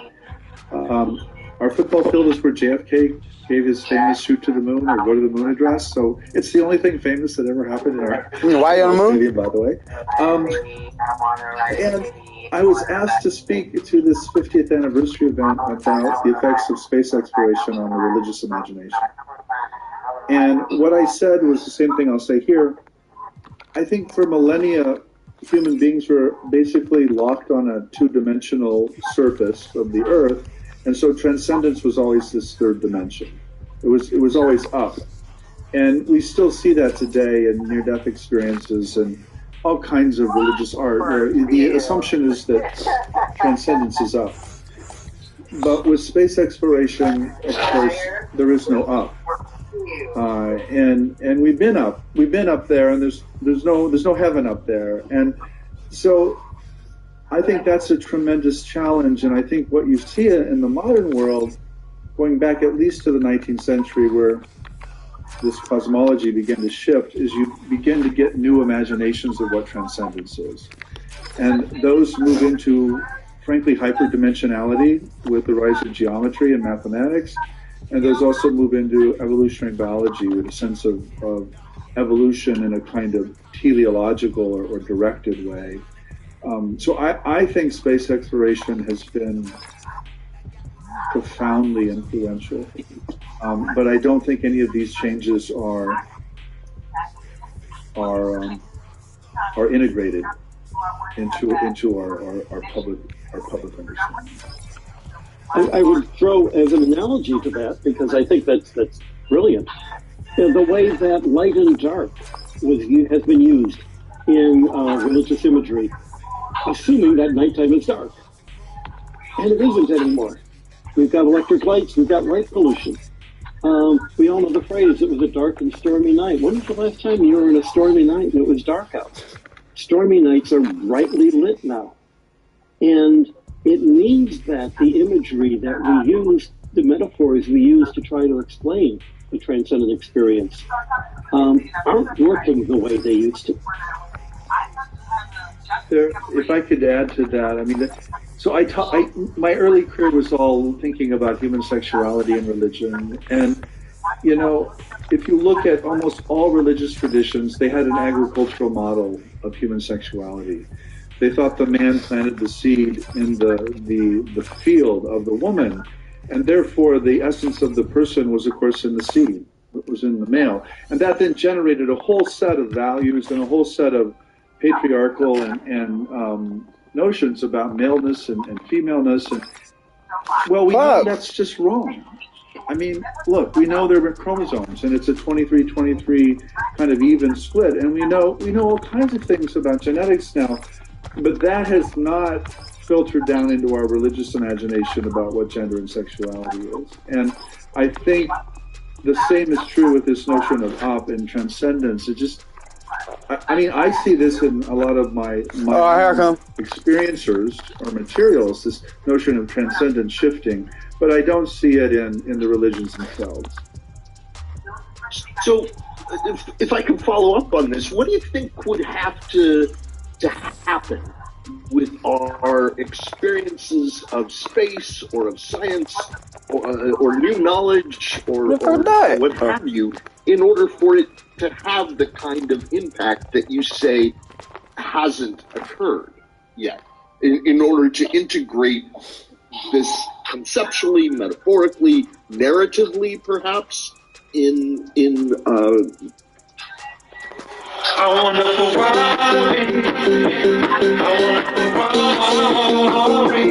wanna come down your way in the wind.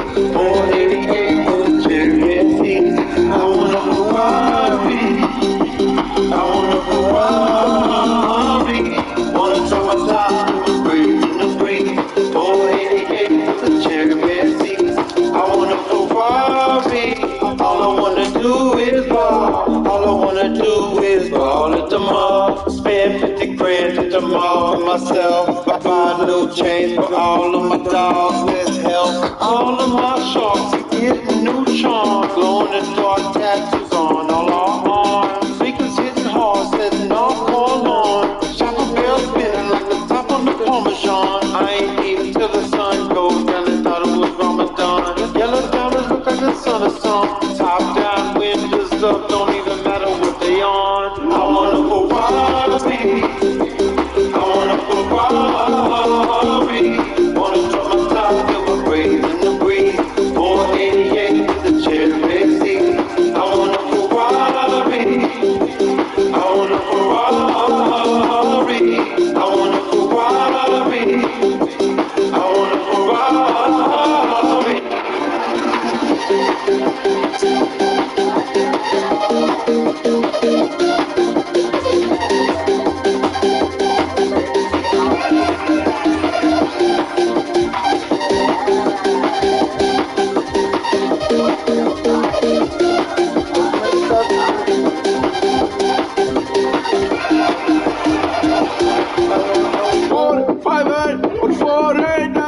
Driving passive Formula, Horsogod, Machine, I'm always number one.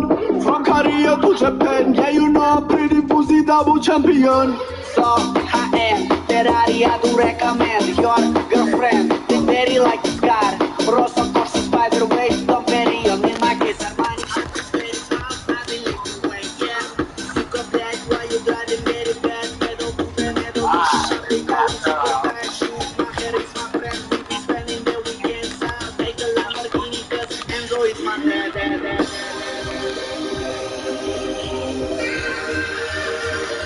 Gonna drop my top when I'm out in the breeze. On a Ferrari. Wanna drop my top to my waves in the breeze. 488 with the cherry red seats. On a Ferrari. I'm gonna do it all. I'm gonna do it all. I want a Ferrari.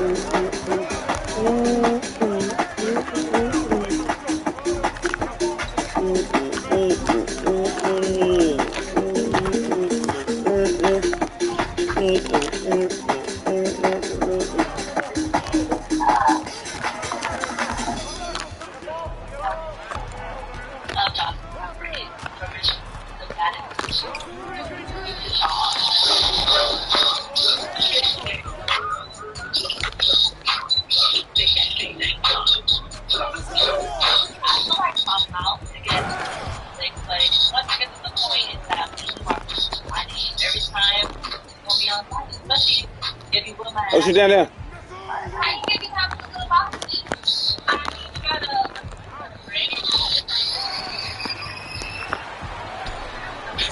What the hell is that? Thumbs made weird noise. Austin, we got the record for the most people at that time.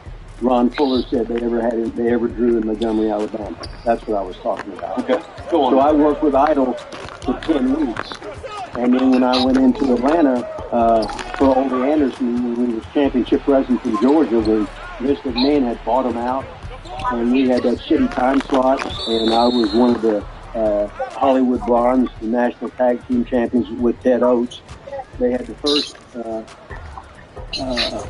Hollywood Blondes, Jerry Brown and Buddy Roberts. The second one was me and Ted Oates, and the third one was Brian Pillman with Steve Austin. So there's been 3 Hollywood Blondes there. Yeah, I got to stop you. I'm confused here. So is this off the Oscar Idol thing? Yeah, I wanted a little more detail on the Austin Idol run. Do you have any more details? Well, I worked a lot of where was it at? Well, that was Southeastern Wrestling. So that was it'd be like Dothan and Birmingham and Montgomery and Pensacola and Mobile, Alabama. Them was the weekly matches. Okay, who was booking? Ron Fuller. Fuller was booking. And then you and Idol had a feud. It was like about 10 weeks. 10 weeks. Now, wasn't that the one that there was like a loser league town, but then they didn't? We was drawing so good. Fuller had me come back for 2 more weeks, and he said, I said, well, we just had these. No, we're going to have a special stipulation. So we had the special stipulation and did great more business for 2 more weeks in all the clubs. And do you think it was just because you and Austin Idol made it? Yeah, it was on fire. It was a summer territory, and it was the end of the summer. So it was. No, you're going to draw the most in. That's like in Ghanai's territory, the AWA, that was a winter territory. The weather was so bad the whole year because it was like Minneapolis, Milwaukee, and in the north that you would have, once there was good weather, you didn't want to go to wrestling. You wanted to go out in the boat and the lakes and stuff because you didn't have good weather that much. All right, let's focus. Okay, I'm focused. Let's focus. Okay, so what? Well, I'm trying to get this Austin Idol thing, and you go into the... Well, you go into the Hollywood Blondes. Well, while I got back Austin Idol, then you go into the winter time. Well, first you got that then. Now you can go into your NWA run and the Hollywood Blondes with the National Custom Champion. Let's try to do one segment at a time. So I'll try to ask here. Well, a while ago it was do 2 or 3 territories in a limited amount of. There's no time limit. We're on live. No time limit. No disqualification or nothing, huh? There's no time limit. Okay, so now the NWA. Well, the NWA would consist like I wrestled the Tampa territory. Yes. It'd be like I worked for Don Owens in Portland and Vancouver. Yes. I worked for Stu Hart in Calgary. Yes. I worked 4 tours for Emile Dupre in the Maritimes, and I was usually the champion there.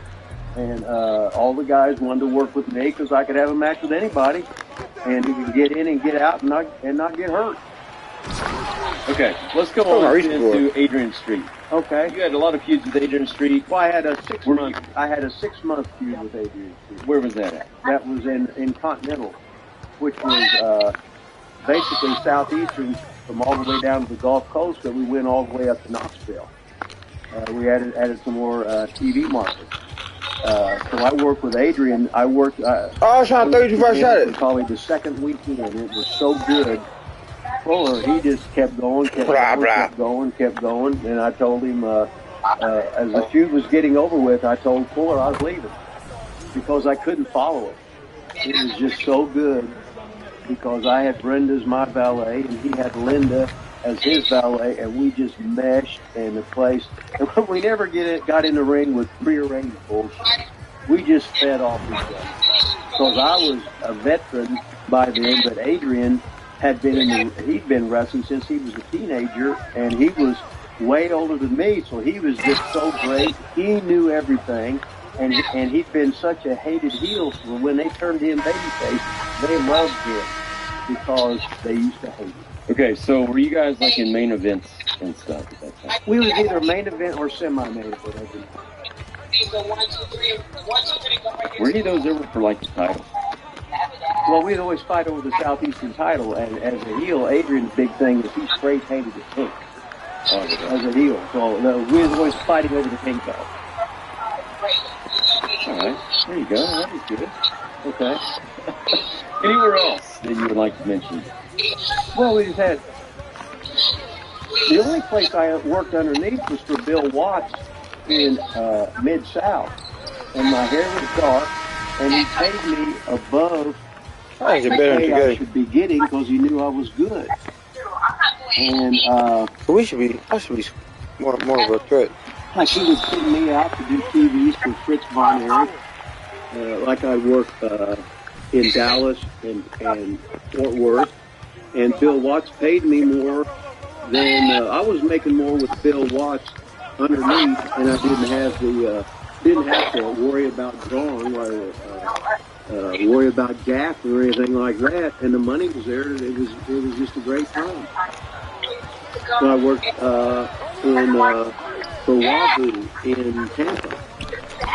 Fuck me. And did real well there working for Wahoo, but I left there because they had a match in Miami when they was bringing the Crockett was on TBS. Or for the rebound. The super shows together. I was like, rebound or up for you. It was a thing where Dusty was doing the finish show, so everybody had blood except me and Bugsy McGraw, because I gave him a Sunday comedy match. And if you've seen blood for how many matches in a row, you're sick of it. So we just stole the show. So the next time I was wrestling, I got my booking sheet. I said, Chief, I'm not in Miami. He goes, that wasn't me, that was Dusty. I said, that fat, jealous motherfucker. Fuck him. And I said, I'm leaving, Chief. He said, what? I said, I'm leaving. He says, you can't leave. I said, the hell I can't. You lost on 6 in a row. He said, please stay. I will pay you and just take the day off. I'll come back, my bad. Key West the next day. I said, no, Chief, I'll be on my way back to fucking Seymour, Indiana within 2 hours. And that's what I did. Was that stupid? Yes. But no, excuse me for being good and for getting punished because of somebody's ego. Are we reaching too much into this shit? No, I just want to know the places you're on top and being on top. And the only place I worked underneath was you covered that. Was Bill Wallace. The rest of the stuff. Now, when I went to Atlanta, the second time, that's what a lot of people that comment on stuff refer to, because they only see on the WCW stuff. Yeah. And then they're like, oh, who's this guy? Like, he loses every match. We review on it. Okay.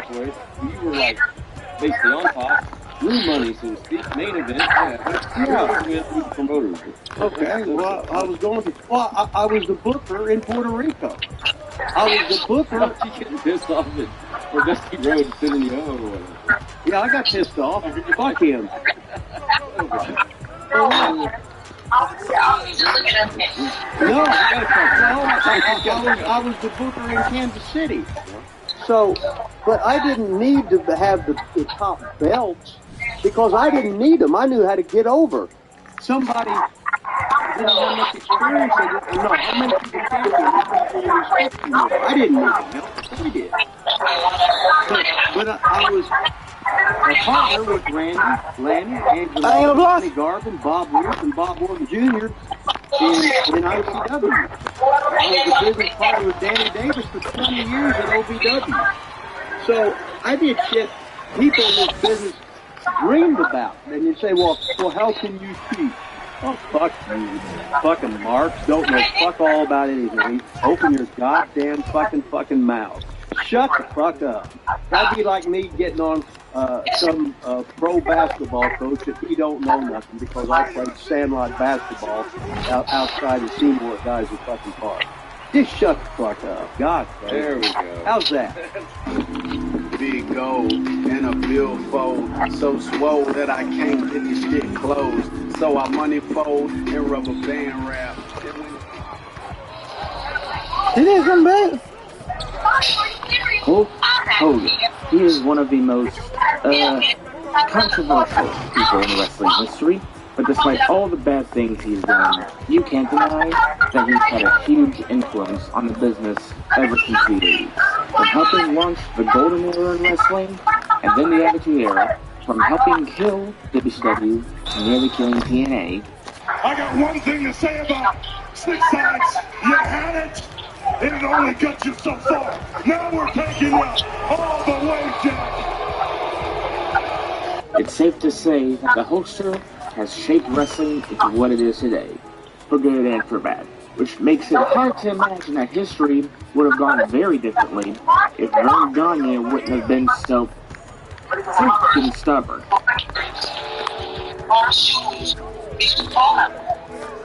Back before Hulkamania was running wild, brother, our little Hulky boy was rumbling and tumbling with the real wrestlers at Vern Gagne's AWA.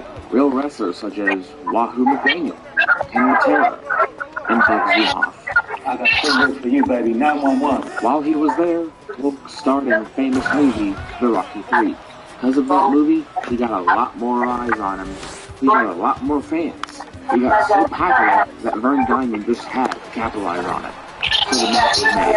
On April 24th, 1983, Hogan would face AWA heavyweight champion Nick Bockwinkel for the title. The St. Paul Civic Center was standing room only that night. Mean Gene was on the call. Nick had Bobby the Brain Heenan by his side. Hulk came out to Eye of the Tiger. The stage was set and the course to be passed. And for Hogan to take AWA to new heights. Terry the Hulk Hogan dominated Bockwinkel throughout the match. He gave Nick the signature Hulk special. Hit the leg drop, ref counts to 3, and Hulk Hogan actually did it. Used the tip. The crowd explodes in tears while the Hulkster celebrates with all his Hulkamaniacs. AWA and Vern was about to embark on a brand new era. And then they fucked it up. So right after Hulk won the title, Mean Gene announced that Hogan had been disqualified for flipping Bockwinkel off the top rope to break his sleeper hold. For those that don't know, it was a rule back then that you couldn't throw your opponents over the top rope, which means that Hulk didn't win the title. And he pressed up on the right stick to dunk, that's why. The crowd rightly chanted bullshit, and everyone left frustrated, including many people involved in the match. Square. Because within the year, Hulk Hogan, along with Bobby Heenan and Mean Gene, I'm fucking up, baby. I think you're sexy. Mean Gene really out there. All jumped ship to the tape. After they left, AWA never saw much success afterwards except for some shows here and there. By 1987, Hogan and the WWF were on top of the world, while Vern and AWA were desperately trying to keep their head above the water. More top stars left. Vern wasn't changing the old ways. And by 1991, crashing down and hurt inside for Vern, AWA shut down in January that year. Now, I'm not saying that Hogan not winning that night was the sole reason AWA died, but it was one of the biggest piles of dirt thrown on its grave. Yeah. Jay on the beat. I'm on that Randy Savage shit, man. Yeah. Riding through with the stick, pull to your block, hit a lick, put 20K down for the whip. Just a young nigga try to spit. Everything I got was me, I do the shit. Man, my life been a story. Tell that bitch she bore me. I'm in the house, call me Corey. Got the laser on the shack, that shit was gory. Sprayed it up with the 40. She stay with me, that vibe shorty. I'm new to the game, but I won't choke. Lyrical, this what I wrote. Hey, rap so crazy, take a quote. Got the Henny in my cup, let me drop the boat. Oops, I got the gas, I got the dope. Roll up an ace, that's what I smoke. Southside pound cake, gorilla glue. That's what I do. Got the red and white for the blues. Like I'm playing, I ain't got no crew. Look at you funny, smell like doo-doo. Here's my name, who the fuck is you? I do the shit. This what I do, pop a pill, now I'm loose, drinking that clear gay goose. I'm a city boy, but I have big dreams, smoking that gas in the Russian creams. Rocking them skinny jeans. Hit up my boy Leak for a beam. I'm playing, I gotta stay clean. I go stupid on the beat, call me Mr. Clean. I be dropping fire, roll up, I gotta get higher. I'm gonna be the hardest nigga, this my empire. Call that bitch a liar, she a fit, but I ain't with that shit. I'm the last little baby to my generation. I cannot rest. Call me Trippers War. I'm the best in the nation. Take that bitch to Cuba for vacation. Gotta stay low. Can't post my location. What's not bad? You can catch me at the bus station, but I didn't give up. I had determination. Flying state to state. I stay migrating. What are you smelling at? What's that? You smelling like this?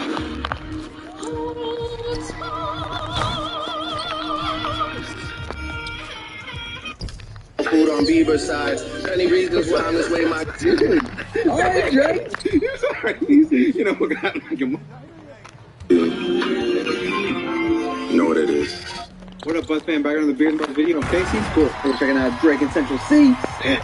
On the radar. On the radar, yo. So this is Drizzle and Cinch. This just dropped a little bit ago. You know what's funny is like apparently these dudes accidentally like tweeted it out or something that it was coming out, but it didn't come out yet. Yeah. And so like it was like a whole thing. And people were like, well, where is it? And so like they had to, freaking catch some flights. Like, hey man, listen man, hey, meet me here. Yeah, they had like a big spoiler moment, I guess. like dropping, spilling the beans about who's performing. Hey, we both know that they got bars. Now let's see like how they, line up together. Yeah, we got the chemistry like this back-to-back recording session. Go.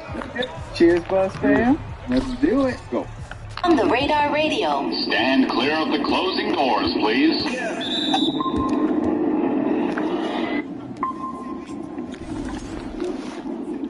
We're fucking up. Yes, sir, baby. On the Radar Radio freestyles. Yo, Drake and SCHooL in the building. I'm gonna step out. They both go step in and body the side. Let's go. Yeah. On the Radar 2023. 6GOD and my broski 2C.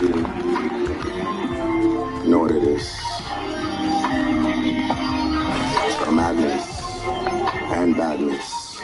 And madness. Combination. Yeah. Combination. Lord have mercy. It's the badness and the madness. Yeah. Combination. Yeah. Hey. Good. On morning side. Did he just do that? That BLP kosher thing? Hold up. Is that a thing that they just do on this? I don't know, because I've been hearing BLP do that on what the hell? Sure, he doesn't like comments, you're gonna have to let us know what this is about. I don't know. Badness and badness. Combination. Wow. It's a mockery. I don't know. I'm just like, I don't what is happening right now? Yeah, let's go. Okay. Hey. On morning side, got no stick in the ride.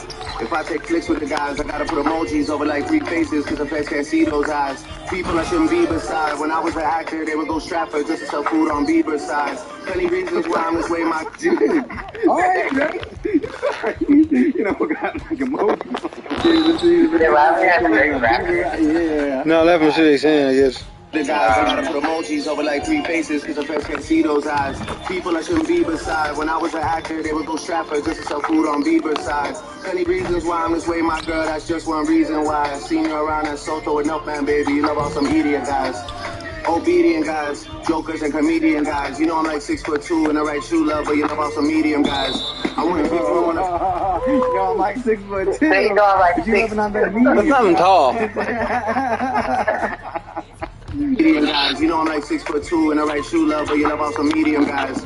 I wanna keep you on the beach till 6 a.m. so you see sunrise. Seeing you from the stage in the 100s, these must be eagle eyes. Pressing against me, thinking about you got some Hawkeyes coming down. Eagles. Yeah. That's them Hawkeyes. Look at Hey, I'm 6'1.5". Sunrise, seeing you from the stage in the 100s, these must be eagle eyes. Pressing against me, thinking about entry, know you could tell it's a decent size. You wanna know the real me, girl, so you wanna see deep inside. If Cho has on the shit outside bag, you don't wanna see him reach inside. But we know some demon guys with jealous and evil eyes. You know that's how Jesus died, you know that's how Julius Caesar died. Same person. That's all. Where they remind me of me sometimes. I'm trying to be her dressed like peas and rice. Julius Caesar's name was off. Fool you once, that's fine, but you Jesus, he's telling you. Well, I hope I'm able to get this agreement signed. That's not my name. But really, the truth is, I don't believe in time. Feel like. Dang.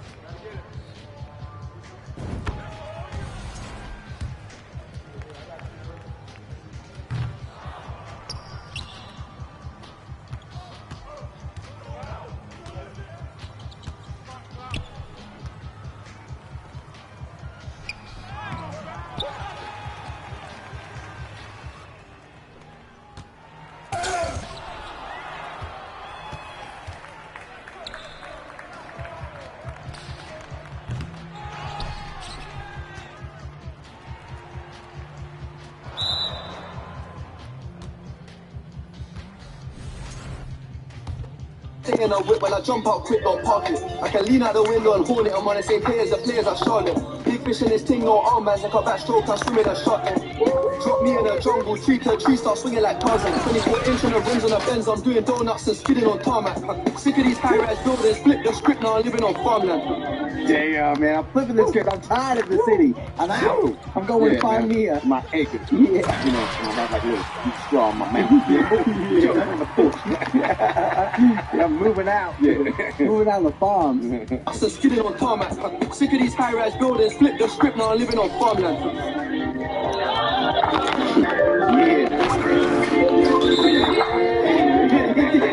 Let's do that shit again. Hold on. High-rise buildings, flip the script, now I'm living on farmland.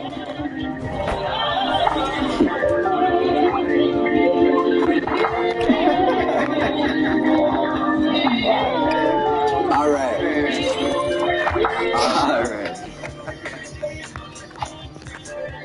Man, yeah, this was dope, bro. That was dope. This was super dope. Hey, y'all. Hey, yo, check this out, bro, fam. Hey, I want to hear this from y'all, all right? Like, who took this right here? Who took the tie? Or did Drizzy take it? Or like, did Finch take it? Yo, I want to hear it, y'all. Y'all gotta drop that in the comments. Yeah, because I don't know, man. It's and then you gotta let us know what's up with the Yeah. Make sure to drop that shit in the comments. I need to know what's happening with this growling shit. Yeah, come on. All right, if y'all knew you were joining the bus, hit that subscribe button. Yeah. Also, y'all, hey, get the beer from y'all, cop the merch. And also, hey, keep both of the pay playlists because we got them both, Drizzy and Cinch. All right, yeah. keep it. All right, guys. Peace.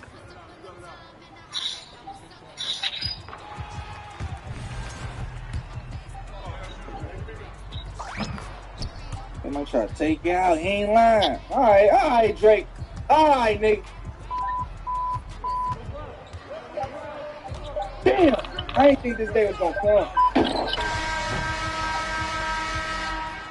What's good, YouTube? It's your boy Don. We're back in the stand with a new video. We got the Drake and SCHooL on the radar freestyle. The link will be down below. Check it out.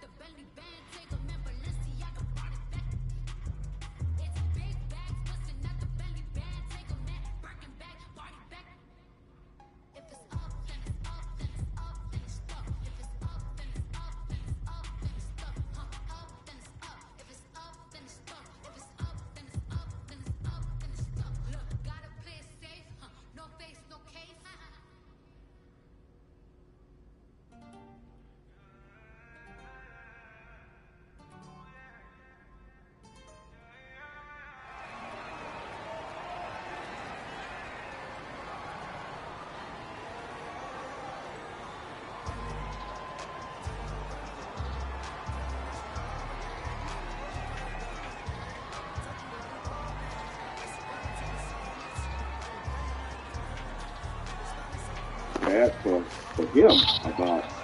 And I'm like,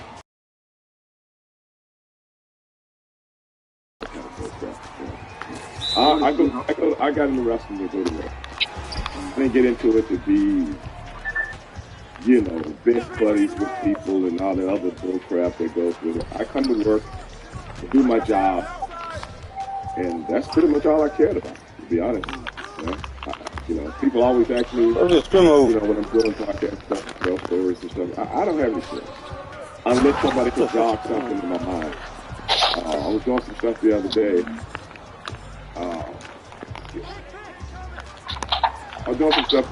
We were shooting this thing for WWE, and I had to do an interview, and they was asking me different stuff. And if he hadn't brought up certain words or certain names, I wouldn't have remembered stuff. You know, when people jog stuff in my mind, because like I said, I never brought professional wrestling home with me. Never brought it home with me. I don't want to talk about wrestling. Just I do it for a living, so what the hell I'm going to talk about it for when I'm not with it? That's just me. But then somebody triggers something in my mind, then like me and Vince was talking on my podcast today. He triggered something, and I was telling him the story, and we were just laughing. But I hadn't remembered that story in years until he said something triggered in my mind. So I started telling him about it, and he got a big kick out of it. But we'll do it on the air, though. We'll just cut, you know what I'm saying? So he's always saying, "Nah, man, come on, man, you got to tell a story." And I'm like, "Look, man, I'm doing a podcast with you. I do my other podcast by myself. I can tell these stories on my podcast by myself. I mean, you always reaping the benefits of my stories, man." So, you know, but I can't think of anything when I'm doing my other podcast. I can't think of anything sometimes. So it is what it is. Talking about the facial challenge, I thought, when they first brought you guys in, you were Kane, Cole, and you had a different look, but when they got the music, and the gear you were wearing, the colors, and the cherry, it just, man, there was nothing fake about all of you. And you guys are two bad sons of bitches that are just going to come and kick ass. You know, you weren't playing a part. Talk about the whole... Oh, no, you're right. That was the focus. That was the persona. That's what we wanted to represent. That's what we wanted to present. That was it. Everything that you just said. You know what I'm saying? We were paid to be here. I tell people that all the time. When I'm paid to do a job, I try to do it as best I can possibly do it. I never cared about that. If I'm a heel, I'm a heel. And that's how me and my brother approached it. And that's how we explained it to Sherry. We want it to be hardcore raw. And we don't care about anything else other than the unit. You know, so that's... Sherry was the best. She was the best at it. She got it. She was like, hey, I can do it. And hey, the rest is history. The rest is history. That's how it was. So we went to work. We tried to make the guys we were working with look good, because if they look good, we look good. And it wasn't about being, you know, even when I wasn't working. If I'm walking to the airport, I want you to say, hey, that's the bad dude right there. You know, don't say nothing there. I played my part. That's how it was. I took my part. So that's what it was.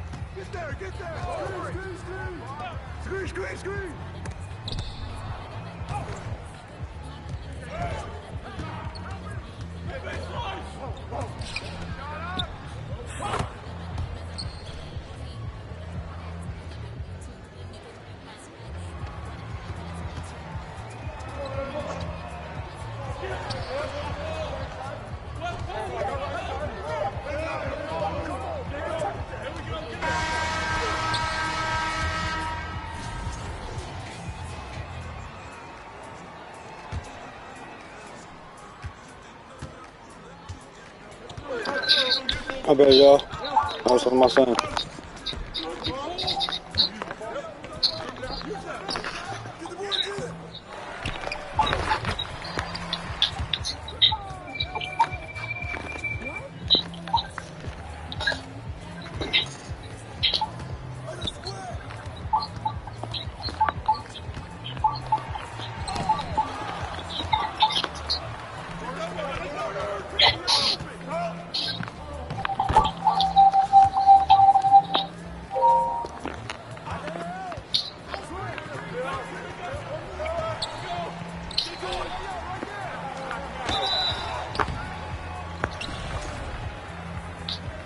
It's other than that,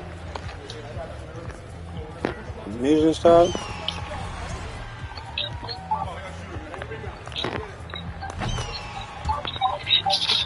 And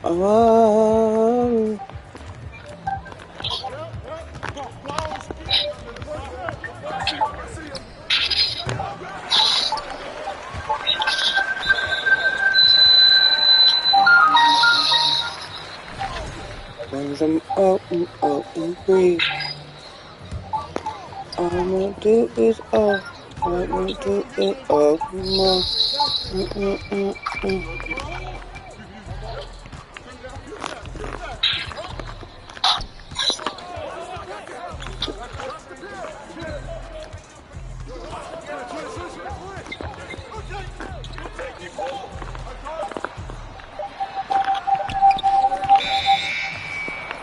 My bad, Zeke.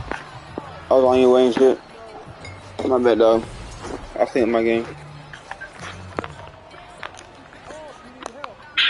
Some headphones.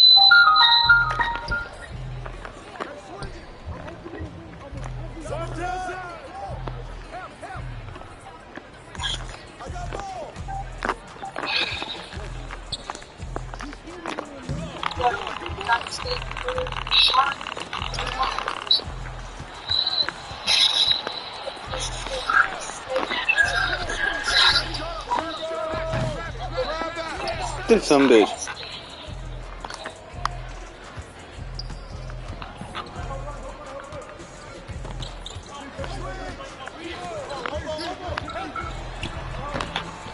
Really?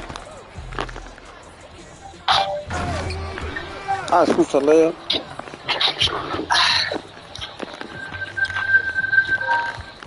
Who's watching here?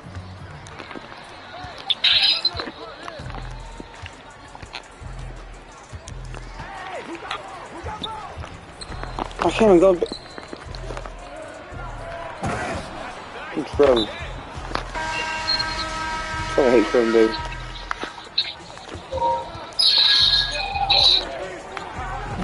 There you go. Shit.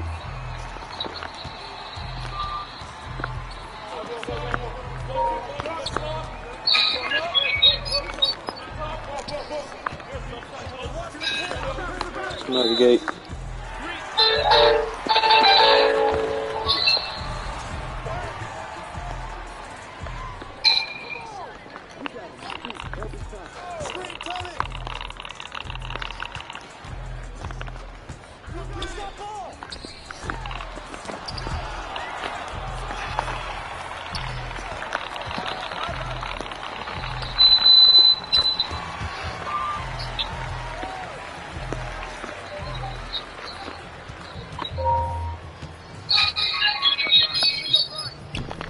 He ain't bad. Scrubbing again. Why am I scrubbing so hard?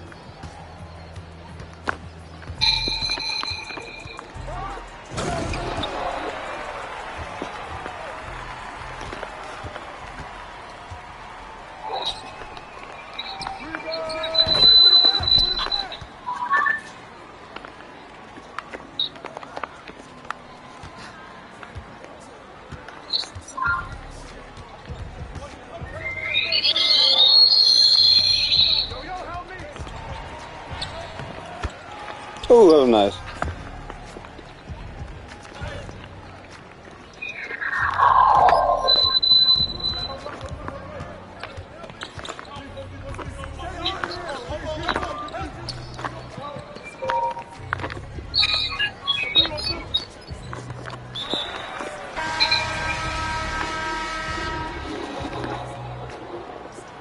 Enter via West 24th Street.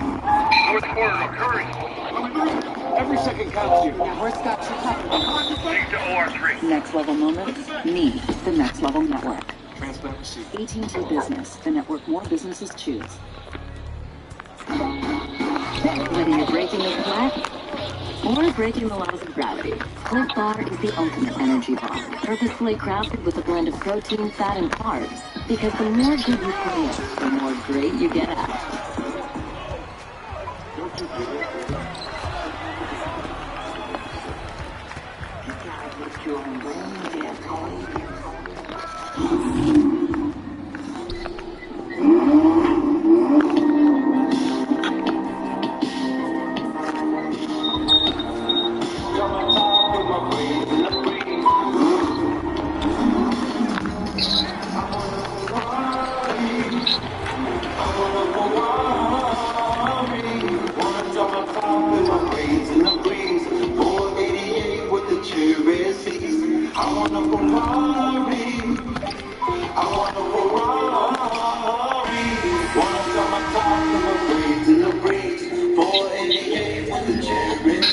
I'm 1 for 4.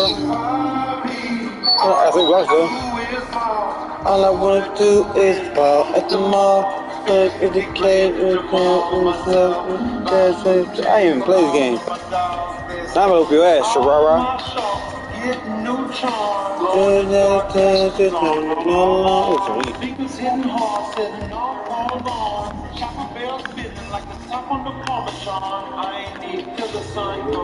Ferrari.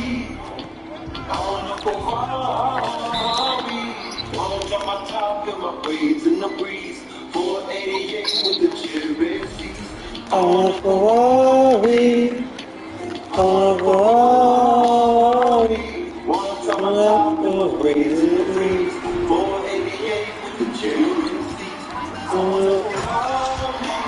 I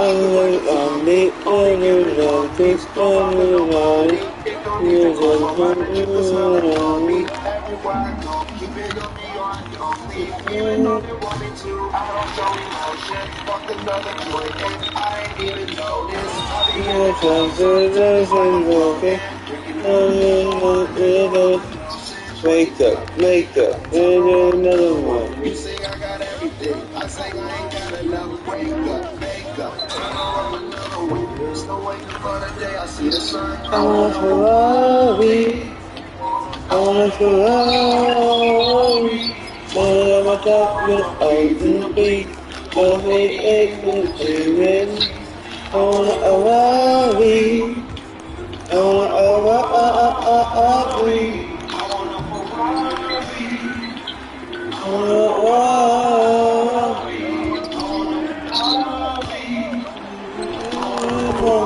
I want to do it all at the mall.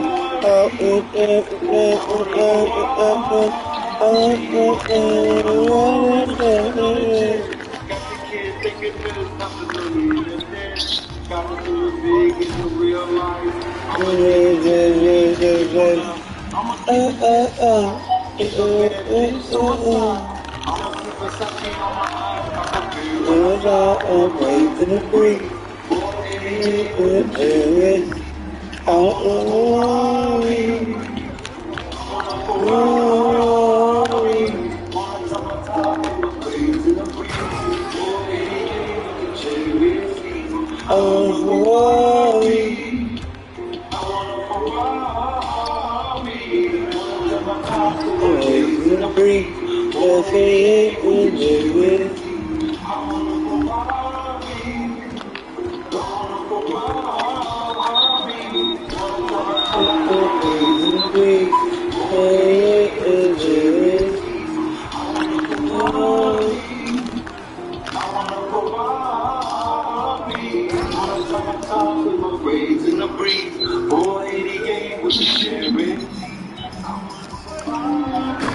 All I wanna do is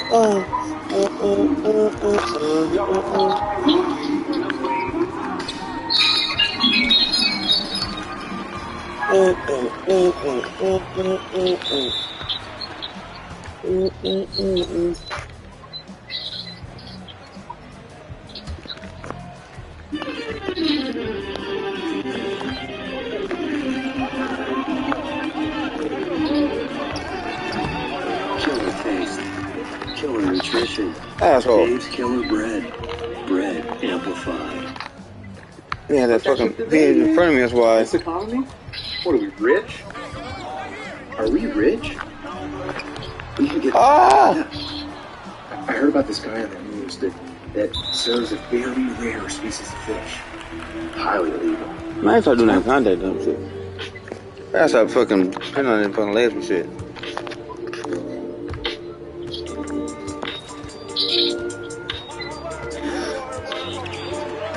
I got stars, I got stars. I got stars in the roof of my car. This ain't no Lexus Jaguar. I got stars, I got stars. I got stars in the roof of my car. You see the devil on. Ain't no Lexus Jaguar. Oh. I got stars in the roof of my car. The roof of my car. Just know the scene, I pay the price. Can't afford to buy the high. I can't afford to buy the price. I'm made low like Jerry Rice. My diamonds hit like Dolomite. I'm turning head like poltergeist. I feel like Barbra Streisand when I'm singing on the mic. I crack a smile like Wanda Sykes. I throw my chain vanilla ice. And when a night flight, shooting star like Glenn Rice. She tried to treat me like her ex. She tried to treat me like her next. I feel like Johnny Quest when I throw jewels across my neck. They treat me bad, I might forget. I did it right, so they got mad. I'm moving back to get some rest. I just like Kanye West when I'm jumping off the deck. In my head, I got on. Stars in the roof of my car. This ain't no Lexus Jaguar.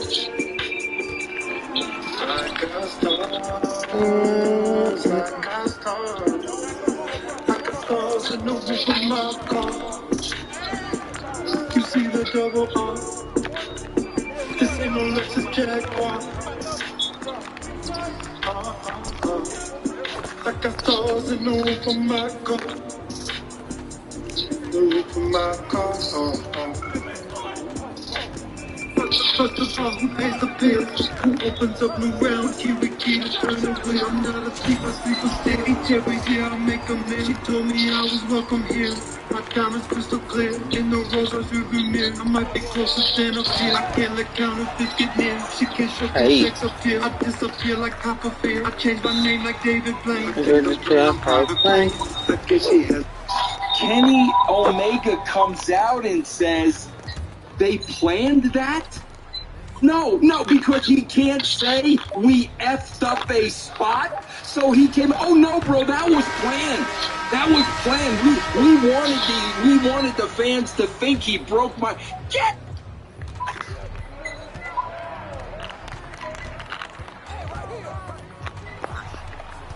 My bad. So I'm fucking up. I eat this why.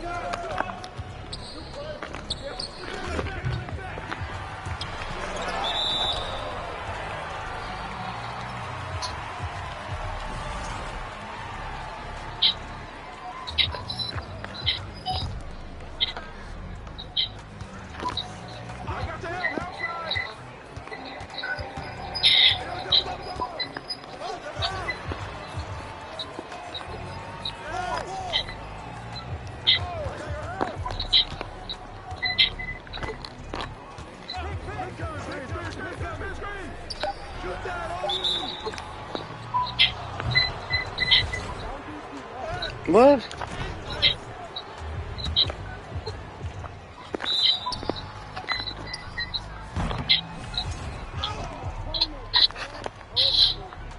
No, that's what's Starting a happening. checking account gives us one more way to help you reach your financial goals. And when you sign up for direct deposit with Travis, you can access your paycheck one day earlier.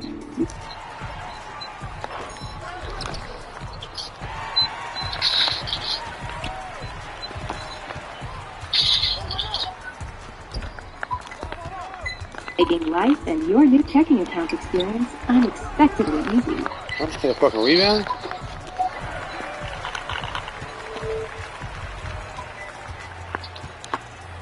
If you're looking for arts, culture, music, Seattle's where it's at. What's your favorite hidden gem around the city? Gossip's Park is one of my favorites.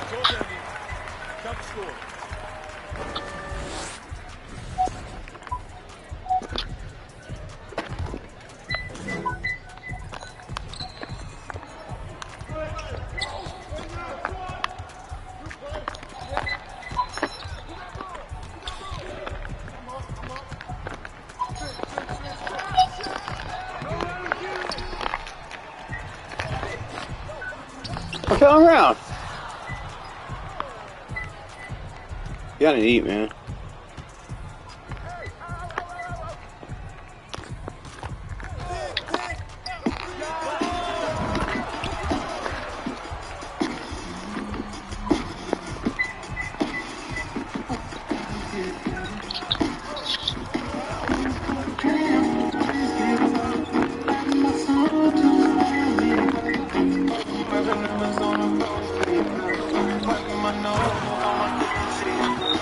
Ain't no only okay. I'm not okay.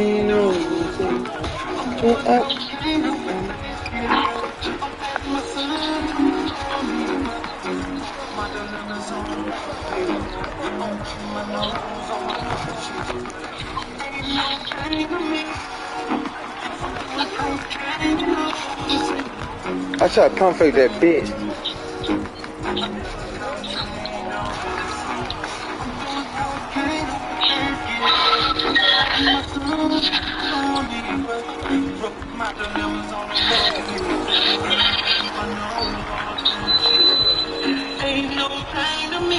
Give me to eat.